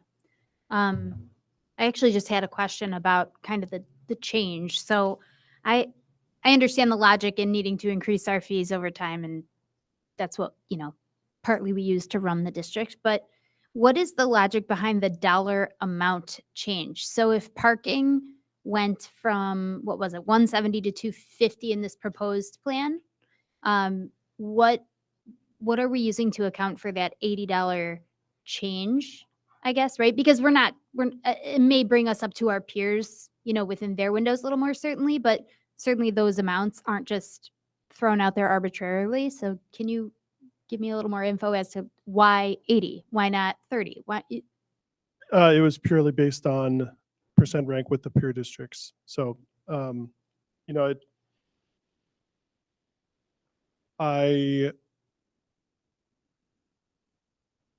would imagine what we collect in parking for sure gets eaten up by the amount of money we spend to maintain that parking and the roads associated with that. So it's similar with really all of these fees. These really just offset. I mean, the parking offsets probably a higher percentage than the other ones. Like the athletic is a small dent. That's a $5-6 million program, and so generating $150,000 is not a big impact to that. Even generating on basic fee, several $100,000 on a system that is a multi-million-dollar organization, that's not a very large impact. The driver's ed, even that is probably roughly a tenth of what the cost of that program is. Parking probably has a bigger impact in terms of the total cost if I'm thinking about the various parking lots. But I mean, I'm just thinking, like, how much did it cost when we replaced the parking lots at Vernon Hills? Was it 800,000? It was like that versus 300. I'm just saying, if you're talking, I don't know, if it's 300,000 for every parking lot that we replace, and we're doing that every. Okay. So like it, meaning it's not nothing in terms of that cost, but it probably has a bigger portion than maybe some of those other ones. So you're saying So- we're talking about this too much. So no, I think that brings me to the thought, if it has such a minimal impact on a $100 million budget, in a year where we're asking people to consider a DSEB and we've raised taxes, leave it alone except for the use fees. So driver's ed, apply for the increase to 350. Athletics, increase from 60 to 100 and keep the max at 300. But leave everything else alone. And if next year we want to revisit the rest of the fees, depending on whether or not the DSEB is successful, let's not do this now, except for the use fees. So except for driver's one thing ed. we can do, which can be a hybrid option, is we have 170 if you're not sharing parking, and if you want to share parking, you can do 250 and two people can share the parking. So let's see, that would only apply for Vernon Hills High School because they're already doing that at Libertyville High School. I would like to get the building input before we suggest, Fair. because to us, it might seem like a great idea, Yeah, but yep, the yep. building level, I think, needs to have their input of the feasibility because there may be some things that we're not thinking about in terms of how it applies to a different That's fair. school.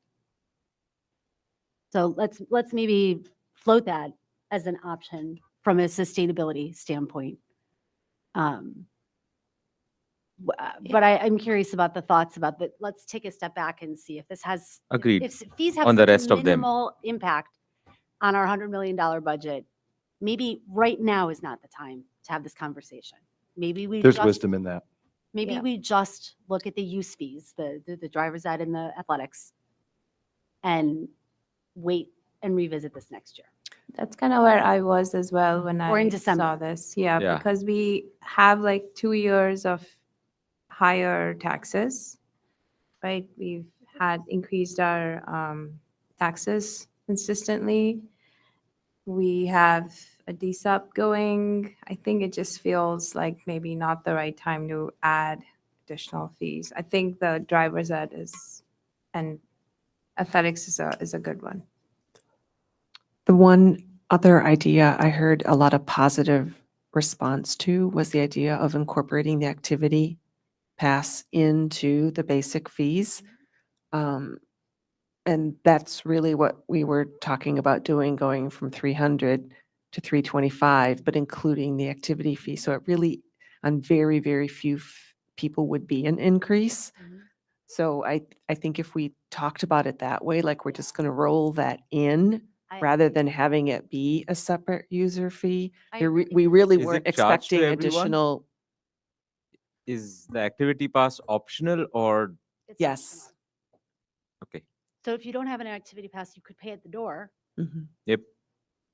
or if a student doesn't want to attend, then they don't incur any fees. But I think our thinking is we want to encourage engagement, and we know the direct impact that student involvement has on educational outcomes. So I really like that idea. Let's roll it in. Yeah.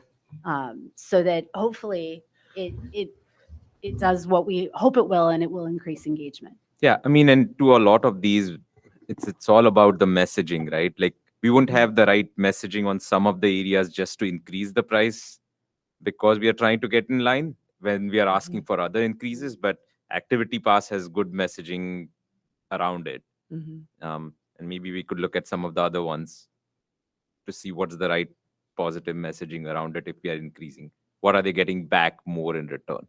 Yeah, I don't think anybody would question that driver's ed fee. Everybody that has a kid No. who looks at private driver's ed knows that if you get it for $350, it is a bloody bargain.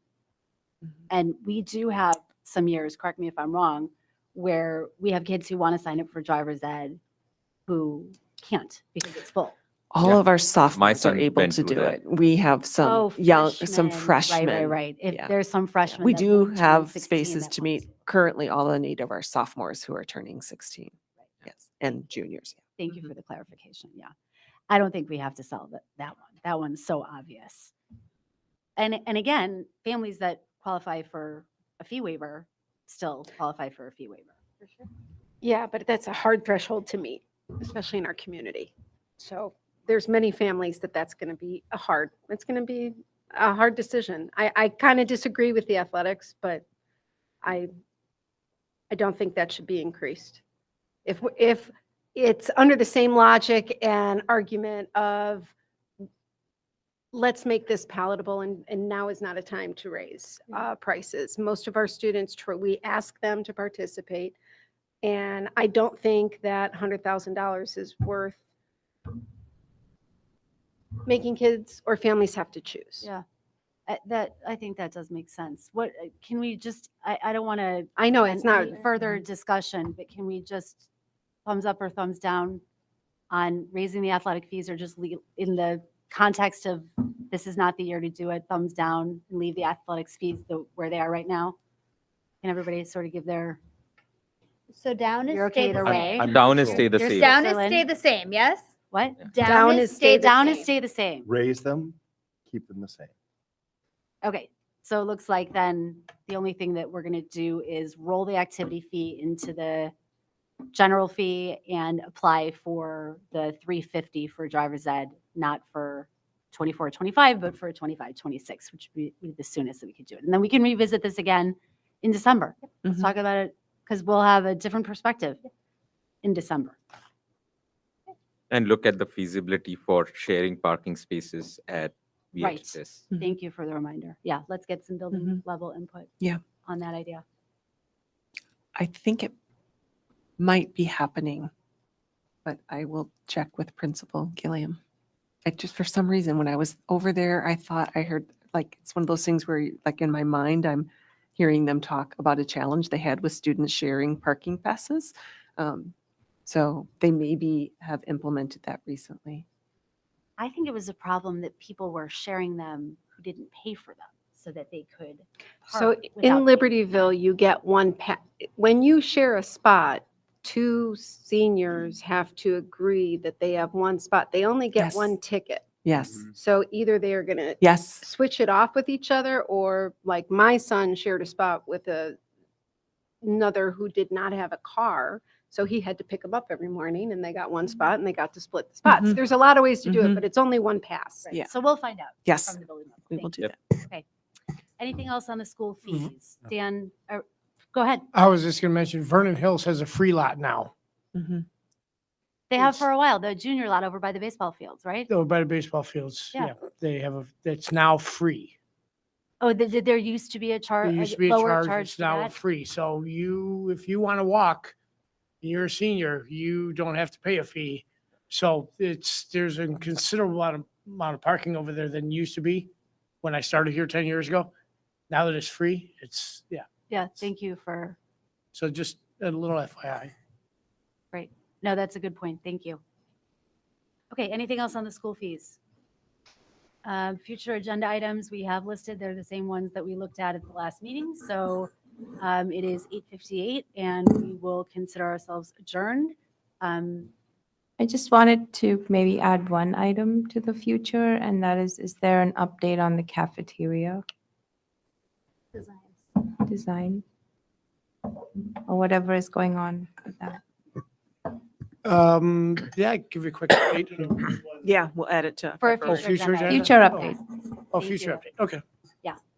So then we will declare the Facilities and Finance meeting adjourned, and we will take a quick bio break and then convene for a special Board of Education meeting. Will we be taking any action coming out of that meeting? No action will be taken. Okay, so after the special board meeting, we will adjourn. No further action. No action will be taken. Thank you, everybody.